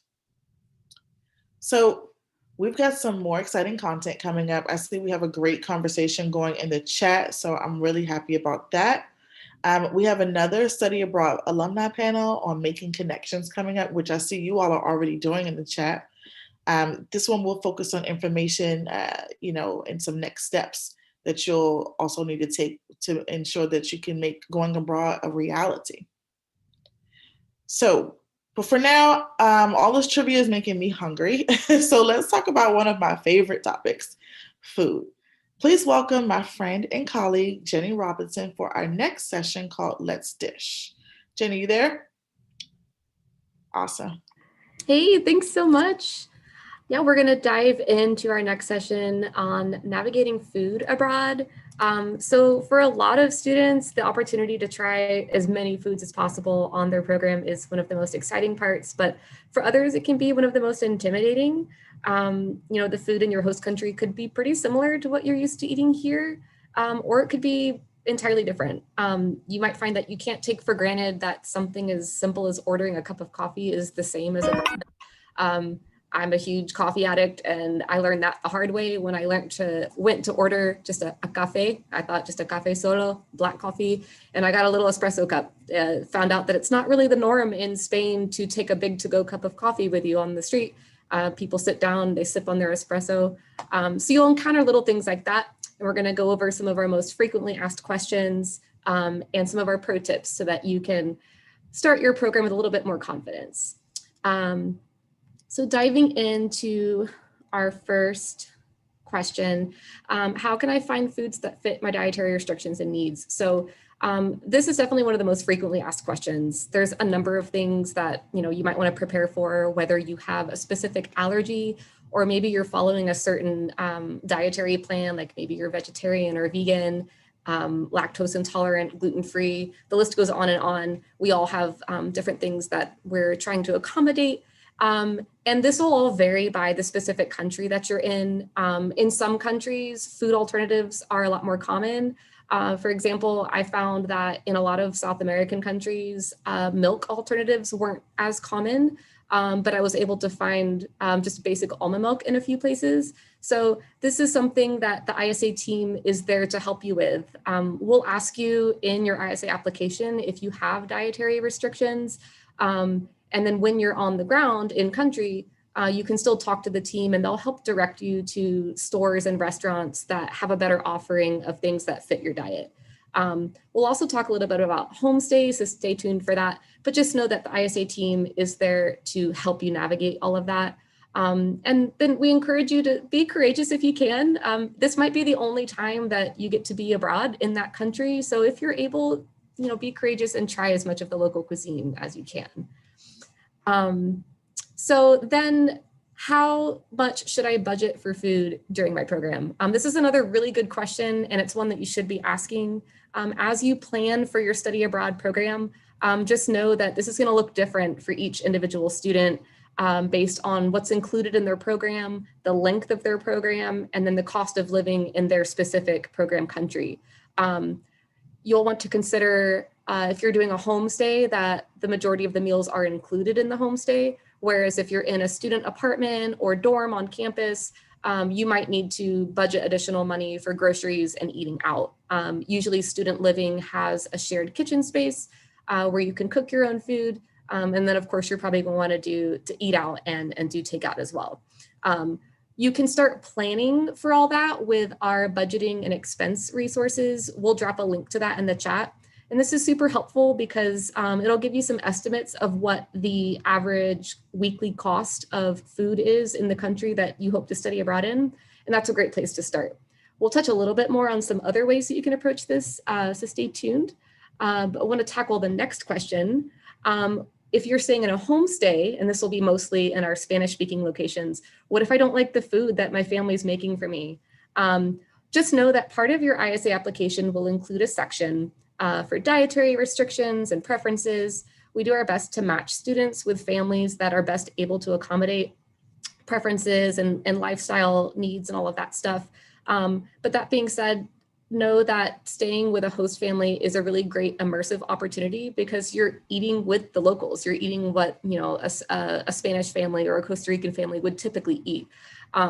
With that being said, it's okay to give polite feedback to your host homestay family. At the end of the day, they want you to enjoy your time abroad. And so if you let them know that you're not too crazy about you know, beans and rice every night with, you know, whatever else they're serving, they might be able to help accommodate and maybe do some other side dish. I remember hearing from one of our colleagues in Spain that one of our students had told them that they loved their host mom, but that she was serving fish every night for dinner and she just wasn't a big fan of that. And so our ISA staff said, hey, you know, she's having a great time, but mentioned that fish isn't her favorite, you know, protein. Could you do something else? And so the host mom, with the best of intentions, went straight to the market and bought octopus for dinner that night. So the student came back the next day saying, oh no, like I'd much rather have fish. What happened? So again, the ISA staff stepped in and said, no, we meant something a little bit more standard to American culture, like maybe chicken. Can we try that? So just know that the ISA staff is there to help. It's never being rude as long as you're letting your family know, like, you know, what your preferences are and just giving a little bit of feedback. It's also a great way to share a little bit about yourself and what food norms are like back home for you. So don't see it as an obstacle or something to dissuade you from doing a homestay. We're there to make sure that you have the best time possible abroad. So a follow-up to that question is, do I need to bring my own utensils and cooking supplies on my program? Whether you're staying in a homestay or in student housing, you don't necessarily need to bring utensils and cooking supplies unless there's something super specific that you're accustomed to having. Student apartments, like I mentioned before, will have a shared kitchen space with all of the basic necessities that you'll need. So you don't have to waste space in your bag with these sorts of things, unless there's something like a specialty item that you really like having. If you're a coffee snob like me, maybe a drip coffee machine just won't do it and you want your little compact French press. Like I brought that with me when I went to Argentina, just as like a cost saving thing. So if there's something super specific that you'd like to bring, go ahead. But all your major necessities like pots, pans, plates, silverware, you don't have to worry about that stuff. And if you're not sure, just talk to your ISA program advisor and they can look into it and find out if it's something that's provided on site. And then one of our last questions, how do I navigate eating out while abroad? You know, even if you're on a budget trying to buy groceries and cook, or if you're staying with a family, more often than not, you are going to end up eating out, and you'll find that the culture around ordering food, tipping, you know, service in restaurants is totally different. Again, that's why the ISA staff is there to help. You can ask them for recommendations. And then, of course, your first few weeks in country, they'll make sure that you feel comfortable getting around the city. And if you feel like you need a little extra help getting to the grocery store, checking out, you know, getting to-go food, things like that, they're happy to help give advice. And just speaking from personal experience, it's so much easier to navigate all of this with your peers. So you'll already be part of a small little ISA community. Go to the restaurants and the grocery store with your fellow students. You never feel quite as much on the spot when you're with your friends. Like, none of us know what we're doing, but we don't know what we're doing together. And it's a great way to learn. On that note, it doesn't hurt to go ahead and do a little research ahead of time. You know, is tipping the norm in the country where you're going? You know, what are some of the basic etiquettes and norms for the country that you're going to? That way you're not walking in completely blind. So those are some of the most common questions that we get. And we also compiled some pro tips that we thought would be worth sharing with you all. Again, all of us being study abroad alumni, we've got a few tricks in our back pockets. So circling back to one of those frequently asked questions about budget, we really recommend at least having a rough idea of what your estimated budget would be. So taking a look at that budget resource tool that we shared to get an idea of what's the average cost per week for food in my host country. But one more thing to consider is really, what are your personal interests and goals? If you're a total foodie and you want to spend a lot of time visiting local restaurants, cafes, pastry shops, all that stuff, and to put on the gram, then you might want to allocate more of your budget for food. Speaking personally, I wanted to travel as much as possible and saw food as this inconvenient thing that I had to keep spending money on. So I really stuck to like grocery shopping and cooking in a bit more, and budgeted for a few like weekend dinner outings while I was abroad so that I could have more money to get around the country and do some extra excursions and stuff. So that's a piece of the puzzle too. Think about what kinds of activities you want to do abroad and then kind of adjust your budget accordingly. A lot of the students I have talked to said that they didn't have a super concrete, strict budget, but they wanted to have a ballpark of week to week. This is the amount of money that I should stay under when I'm buying groceries and eating out. Next tip, this was a really good one that one of our team members threw in there, was to eat at an authentic cuisine restaurant before going abroad. This is a great way to familiarize yourself with some of the most common dishes in your country before you actually get abroad. And the servers in these restaurants are used to answering questions because it's Americans eating there. And so they're used to explaining what that food actually is. And you don't have to feel, out of place asking that. When you're actually in country, do challenge yourself to branch out. I know in most of the countries that I studied in South America, there were Starbucks, but I didn't necessarily want to default to the American option every single time. I know that it was there. If I wanted to, get my triple shot vanilla latte with almond milk, I had that option, but really challenged myself to visit the local coffee shops and cafes around the city rather than just, defaulting to what I was familiar with. So again, take advantage of your time abroad. It might be the only time that you have the opportunity. So branch out. And again, coming full circle, just to wrap things up, like we've said before, the nice thing about going on an ISA program is you have the support of the on-site staff. They're happy to help with recommendations and advice about where you can go to eat, where you can go to shop for specialty foods or food alternatives. And they're there to help you navigate all of this within your first few weeks. You'll also be, again, part of a cohort of other US students on the program, so you'll have a small community that you can rely on. We noticed that some of you were already in the chat connecting on social, which was so cool to see. We'll be diving into some other resources where you can connect with other ISA program participants, both in the future and alumni from our programs, and then how to connect with local students and the wider community during your time abroad. So we'll be introducing some of those alumni soon. And be sure to drop questions in the chat if you'd like to hear from those alumni on some of their recommendations on how they connected and made friends abroad. So I will turn things over back to Jamie. Thank you so much. That was awesome. Yeah, we're going to go ahead and talk about making connections, on the next slide. And, I would definitely say that food has definitely served as something to help me make connections, especially as I've navigated my, my diet and understanding more about the gastronomy in each country. I'm definitely a traveling foodie. So now I'm going to go ahead and turn over everything to our alumni relations coordinator again, Ms. Maya, for our second student panel on making connections abroad. If you got questions for our alumni specifically on making connections in your host country, please make sure you drop those in the chat. I see you all are communicating with each other. So I'm going to go ahead and hop out and leave it to you, Ms. Maya. Thanks, Candace. Hi, everyone. My name is Maya Curdo. I'm ISA's Alumni Relations Coordinator. We have an awesome panel of ISA Global Ambassadors with us today to talk a little bit about making connections. So this can be anything from language to getting around, transportation, to actually building and fostering a community while studying abroad. So if we can have all of our global ambassadors turn their cameras on and join us. Welcome, and I'd love to start with some introductions. So if we can have each of you go around, say your name, where you studied abroad, and where you go to school. Camille, you want to start us off? I'm Camille. I go to the University of Pittsburgh, and I studied abroad in San Jose, Costa Rica in fall of 2019. Great. How about Nadine? Hi, my name is Nadine. I studied abroad in Meknes, Morocco in fall of 2019, and I currently go to Rowan University in Glassboro, New Jersey. Awesome. Maddie? Hi, my name is Maddie. I also studied abroad fall 2019 in Gold Coast, Australia, and I currently go to Grand Valley State University. Rachel?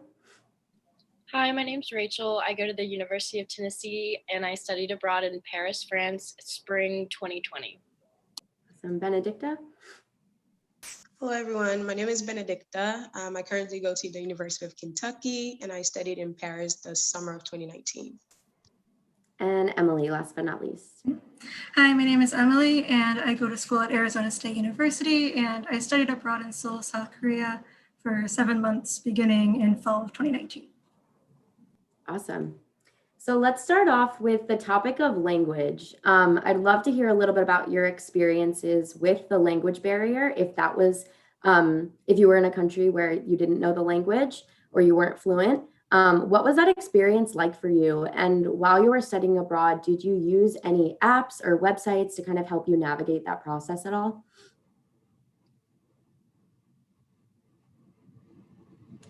I'll start.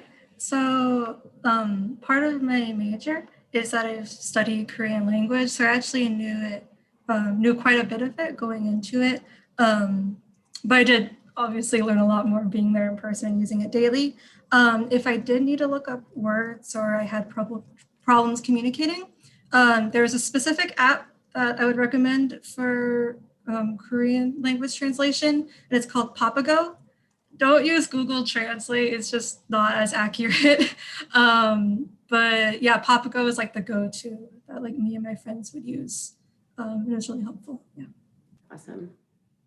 I guess when it comes to me, I already knew how to speak the language, so I didn't necessarily have like a language barrier, but there were some times when you would have like a brain fart, like you would have no clue what they're talking about. Because in Paris, like they speak so fast, so that language, I don't even know the word, but that language skill or whatever, I just spoke slow. So it took you like a second to kind of like understand what was being said. But I had a couple of friends who didn't know the language at all. So they had to use like Google Translate. I didn't necessarily know specific apps that will help with them. So they use Google Translate and they seem to do fine. So yeah, I don't have specific apps for that. I liked wordreference.com for just individual words, but I would use Google Translate kind of for like quick and easy access. But my main trouble with language was whenever I would start speaking French to people, they would just switch to English because they could tell I was a foreigner. And I was like, I want to try and keep practicing. So you kind of had to like, ask people to continue the conversation in French. I just wanted to add real quick.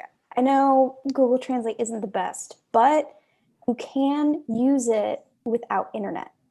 And so for that reason, it can be better. Yeah, that's great feedback. And kind of on that note, I know when I was abroad in Thailand, I knew very, very little Thai.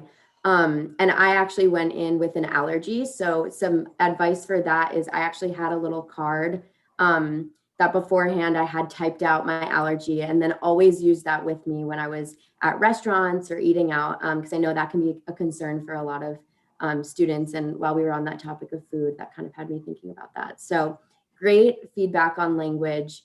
That's awesome to hear from all of your stories and experiences on that. So thinking a little bit about making connections and exploring, raise your hand if you got lost at least once while you were abroad. Okay, so this is something that we can all kind of agree on. This will happen while you're abroad. But I know that from my own experience, that was kind of one of the best parts, was kind of leaning into that. Does anyone have any fun stories or experiences to share on the topic of kind of exploring and getting out and traveling while you're abroad? I can go. So when it came to like exploring, I made the most out of it from my 1 month being in Paris, because I was just like, I gotta do everything. There were these friends who were just so outgoing and they just loved to explore. So we tagged along going to like Versailles, I know ISA also had some fun activities for us to go to, so I always went on those. Like I never sat home. I booked everything. I was like, I'm going. So if you have the opportunity, just take the ISA tours because they're really good for you, and you get to be exposed to a lot of things that you necessarily wouldn't ever like do for yourself if you were like in a big city like Paris. And if you have the chance, just tour your neighborhood just to get to know it more. And also, I know there are some people who went to neighboring cities like Berlin or Germany or something like that. So if you have the means to do so, also and take that chance on that. Because that was nice. That's great advice. Maddie, how about you? Any thoughts on that? Going off of Benedicta's, like ISA is a bunch of great excursions for you to do too, but also use your ISA advisors who are there. Our advisor Cole he basically knew everyone in the country, it felt like. But for our spring break, he pretty much planned it for us. He knew a bunch of travel agencies that gave us discounts on bus passes, on hostels, we went skydiving. He got us discounts on that, and he knew exactly where to go. He got us discounts on different excursions. So like, talk to your ISA advisors because they have connections. They know who to talk to. They live in the country. They know exactly what to do. So, I mean, he planned basically the best spring break, best trip I'll ever have of my life, exploring like the Upper East Side of Australia. So definitely take advantage of them because they'll know where you should go and how you should get there. If I could add just a small point kind of writing off of that, also check online. There are certain websites that will provide you with special like foreigner deals on activities. So maybe like like going into someplace, usually the fee is like $20, then like through certain websites, like if you prove that you are a tourist or like a foreigner, then you can get like, I don't know, get in for $10 or things like that.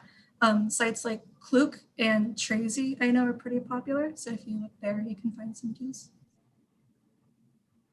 Awesome. I have a story from when I was lost in Paris. It was like my first day when we were all meeting as a group for ISA. I had to find the meeting place that we always met at, and I got lost for 2 hours just walking around the whole city. But I kept my head up the whole time and just made it into like a exploring opportunity, and and I asked so many people for help. So in a way, it was just kind of fun to it's, if you get lost, like do not stress, just take it and make the most of it. Because I had a friend who was very stressed out on the opposite of the city, lost as well. So, if you have a good mindset in it, it'll be a much better experience.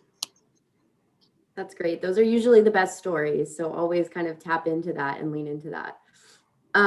So thinking a little bit more about community and this kind of on the topic of making connections and growing friendships, how did you all find community amongst other student travelers and other students studying abroad?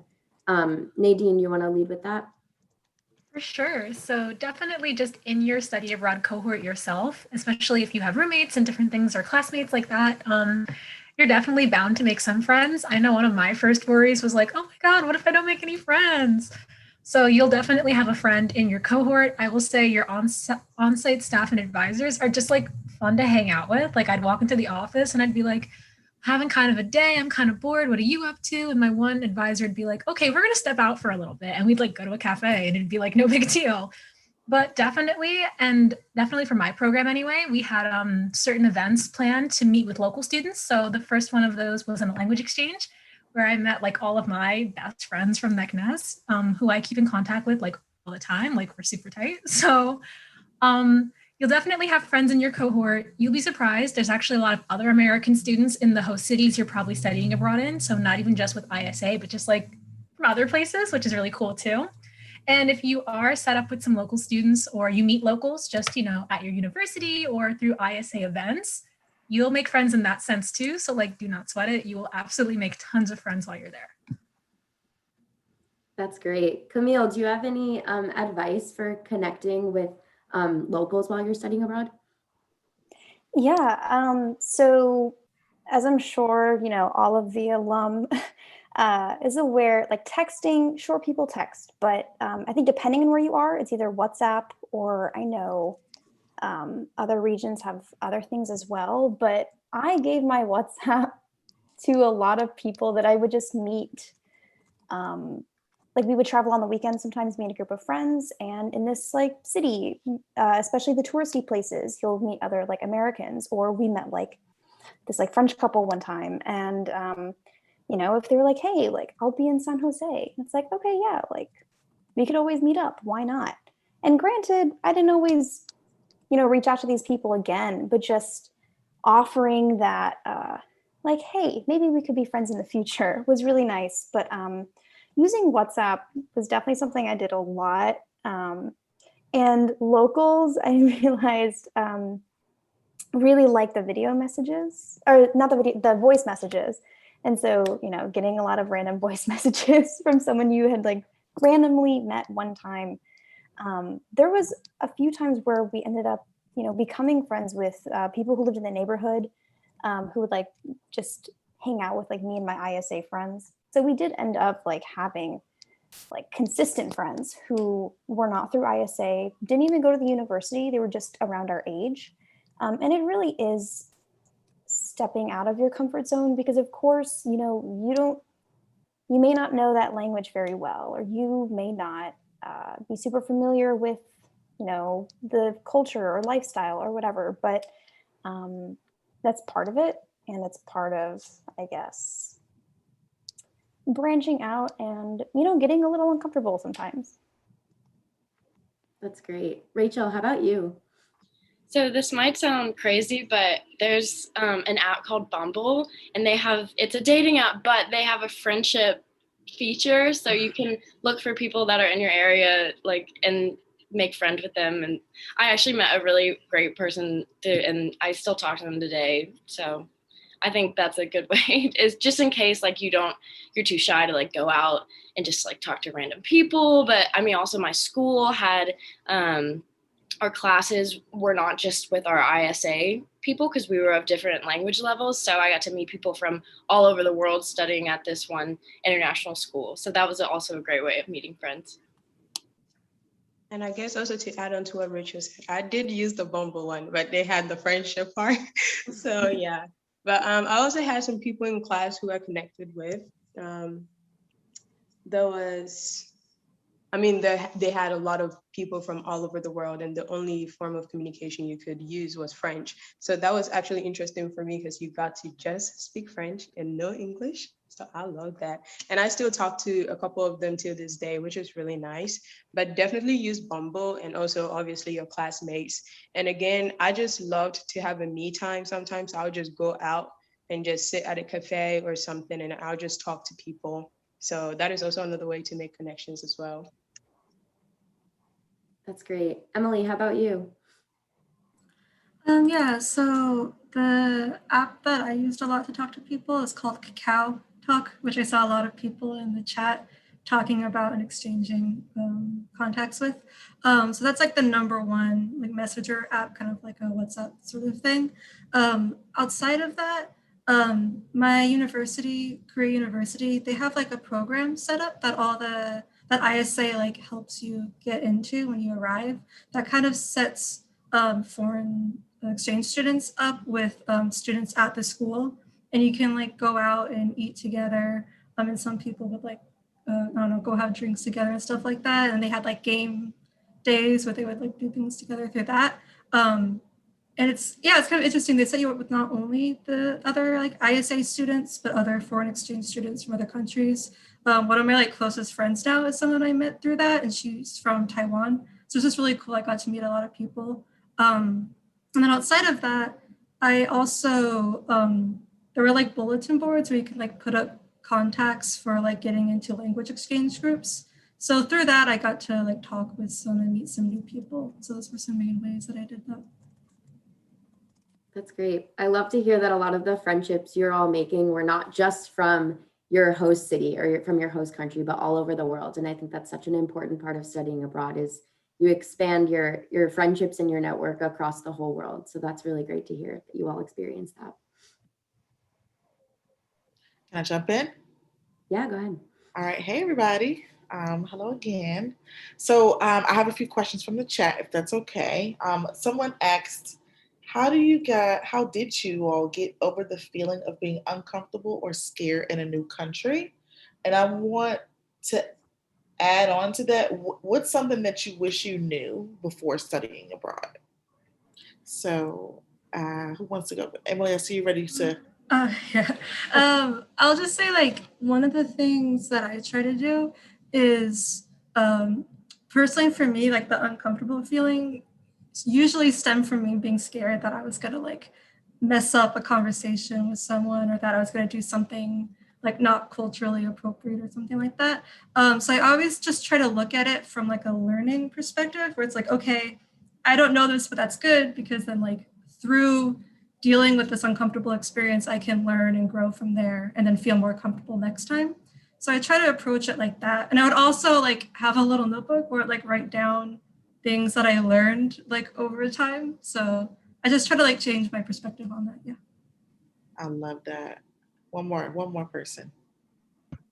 I can go. Kind of going off Emily, just the whole experience part. Like if someone asks you to go do something, just go do it. Don't hide in your room. Don't, even if you're tired, if you've had a long day, go out, try new things, explore, because the more you do, the more comfortable you're going to be with it. Also, just try to get to know people from that country too, whether it's in your classes or just walk around at different cafes. The more you talk to people from that country, they might like invite you to things, or you could get some good insight on where to go in that city or where they feel safe at or what they like to do in that country or in your city. So that's really helpful too. I felt surprisingly safe in my city within the first week. Like I felt like I could easily take the tram or take the bus or go to the grocery store by myself, go to the beach by myself, which was really awesome. Australians are just super friendly and welcoming. So hopefully it's the same for everyone else and in their cities too. So raise your hand if you would do it again. Now, I want maybe two people to tell me, if you do it again, is there something that you would do differently? Maybe Benedict? What I would do differently would, I wish someone told me about how French people don't have a lot of clothes. Like they have a lot of accessories, but not a lot of clothes. So someone should have told me, okay, pack just something small. Because I packed a huge suitcase and I just wore like 5 or 6 clothes. So I'm just like, that's great. But I don't know, I'll do it again just because I was just ready to be out there. I was ready to put myself out there, and just doing that, you learn so much. Especially with the speaking, like you get to learn a lot of slangs, like how to say some things compared to others. And I wasn't shy to speak to my host mom, even though I was butchering the French. Whew, it was sometimes crazy, but she would just correct you if you said like a wrong tense or something like that. So honestly, just don't be scared. I mean, it is intimidating because you're speaking to people who are fluent and all that. But if you have the chance, just speak it and kind of like make it your goal not to speak English at all and use the language that you're using. Yeah, I know when I first got to Paris, I was confused because instead of merci, they said si, man. And I was like, what is that? One more person, if you could do it differently, what would you do different? I would say, and like, I really am trying to go back. Like, trust me, I really do want to go back. I think I would just be more of like that yes person. Like, there were so many things that I was like, no, it's okay. I don't want to do that. I'm probably going to stink at that. Like, I would just do everything and I'd probably find more stuff to do because, like, you get to a point like halfway through where you're like, oh man, I'm going home in like 2 months. Maybe I should like speed it up and like try to do some more fun stuff. So definitely like be kind to yourself and take breaks if you're having like a bad day or you're having a rough time adjusting. But don't be like, oh man, I suck at surfing, so I'm not going to surf. No, like go surf, like try everything because you'll never know what you'll get yourself wrapped up in and you'll never know what you might actually like. And I think that's actually the perfect place to end. I'm definitely a person who tells people, we've had conversations because we both studied in Morocco about trying everything once and just really leaning forward. We didn't get a chance. Raise your hand if you got a chance to travel solo by yourself. Anyone travel solo? Okay, 4 people. Okay, I love solo travel. Someone asked that question in the chat too, and I think for me that was a huge step. And just again trying something new and realizing that, oh, this is something that I actually like. So I want to thank you all so much again for sharing your perspectives, and really just helping the students who are thinking about going abroad to really unpack some of their fears and feel confident in making that decision. And again, I know that you all are global ambassadors, so they can always reach out to connect with you, all right? You'll hop back in the chat and answer any questions if there are some more there. So thank you, Maya. Thank you to all our panelists today just for sharing your stories. All right, bye. Perfect. So we have, all right, one last chance for us to go ahead and get your raffle entry collected. All right, so make sure if you are here with us, make sure you already dropped your name, your major, just introducing yourself in the chat so we can know that you're here. All right. All right, and again, I have a special promo for all our friends, just as a thank you for being here with us today for the last session of the ISA Live Expo. You can use this code that's here on your screen when applying, or the link that's going to be dropped in the chat, and then you will have your application fee or application deposit waived. All right, remember, you only need to apply one time, just once. If you're interested in multiple programs, that's okay. We can always change it for you on the back end, so you won't be charged. This is only valid for today and tomorrow, so be sure to get that application submitted. All right, here are some next steps, so you can go ahead and get yourself abroad. In a moment, we're going to share the regional director map again and link you so that you can make an appointment with one of us. So be sure to save the link or go ahead and book an appointment with us now. All right, go ahead. There's the map for you. I see the chat, people are dropping in, perfect. So make sure that you use this link, use the bit.ly that's posted there, and you can find your region where you go to school, and then you can select your regional director. If you're interested in having an advising session with us, you can check back at the first Expo segment on our YouTube channel, and then you can actually watch a live advising session with a student of ours, with one of our regional directors, Sarah Warren, who you can see is listed right there in the middle, light green. All right, thank you all so much for joining us. We can't wait to meet with you all one-on-one and to see you on one of our programs, helping you to, get to South Korea, Japan, Spain, wherever it is so that you can achieve your abroad goals. Thanks so much, everybody.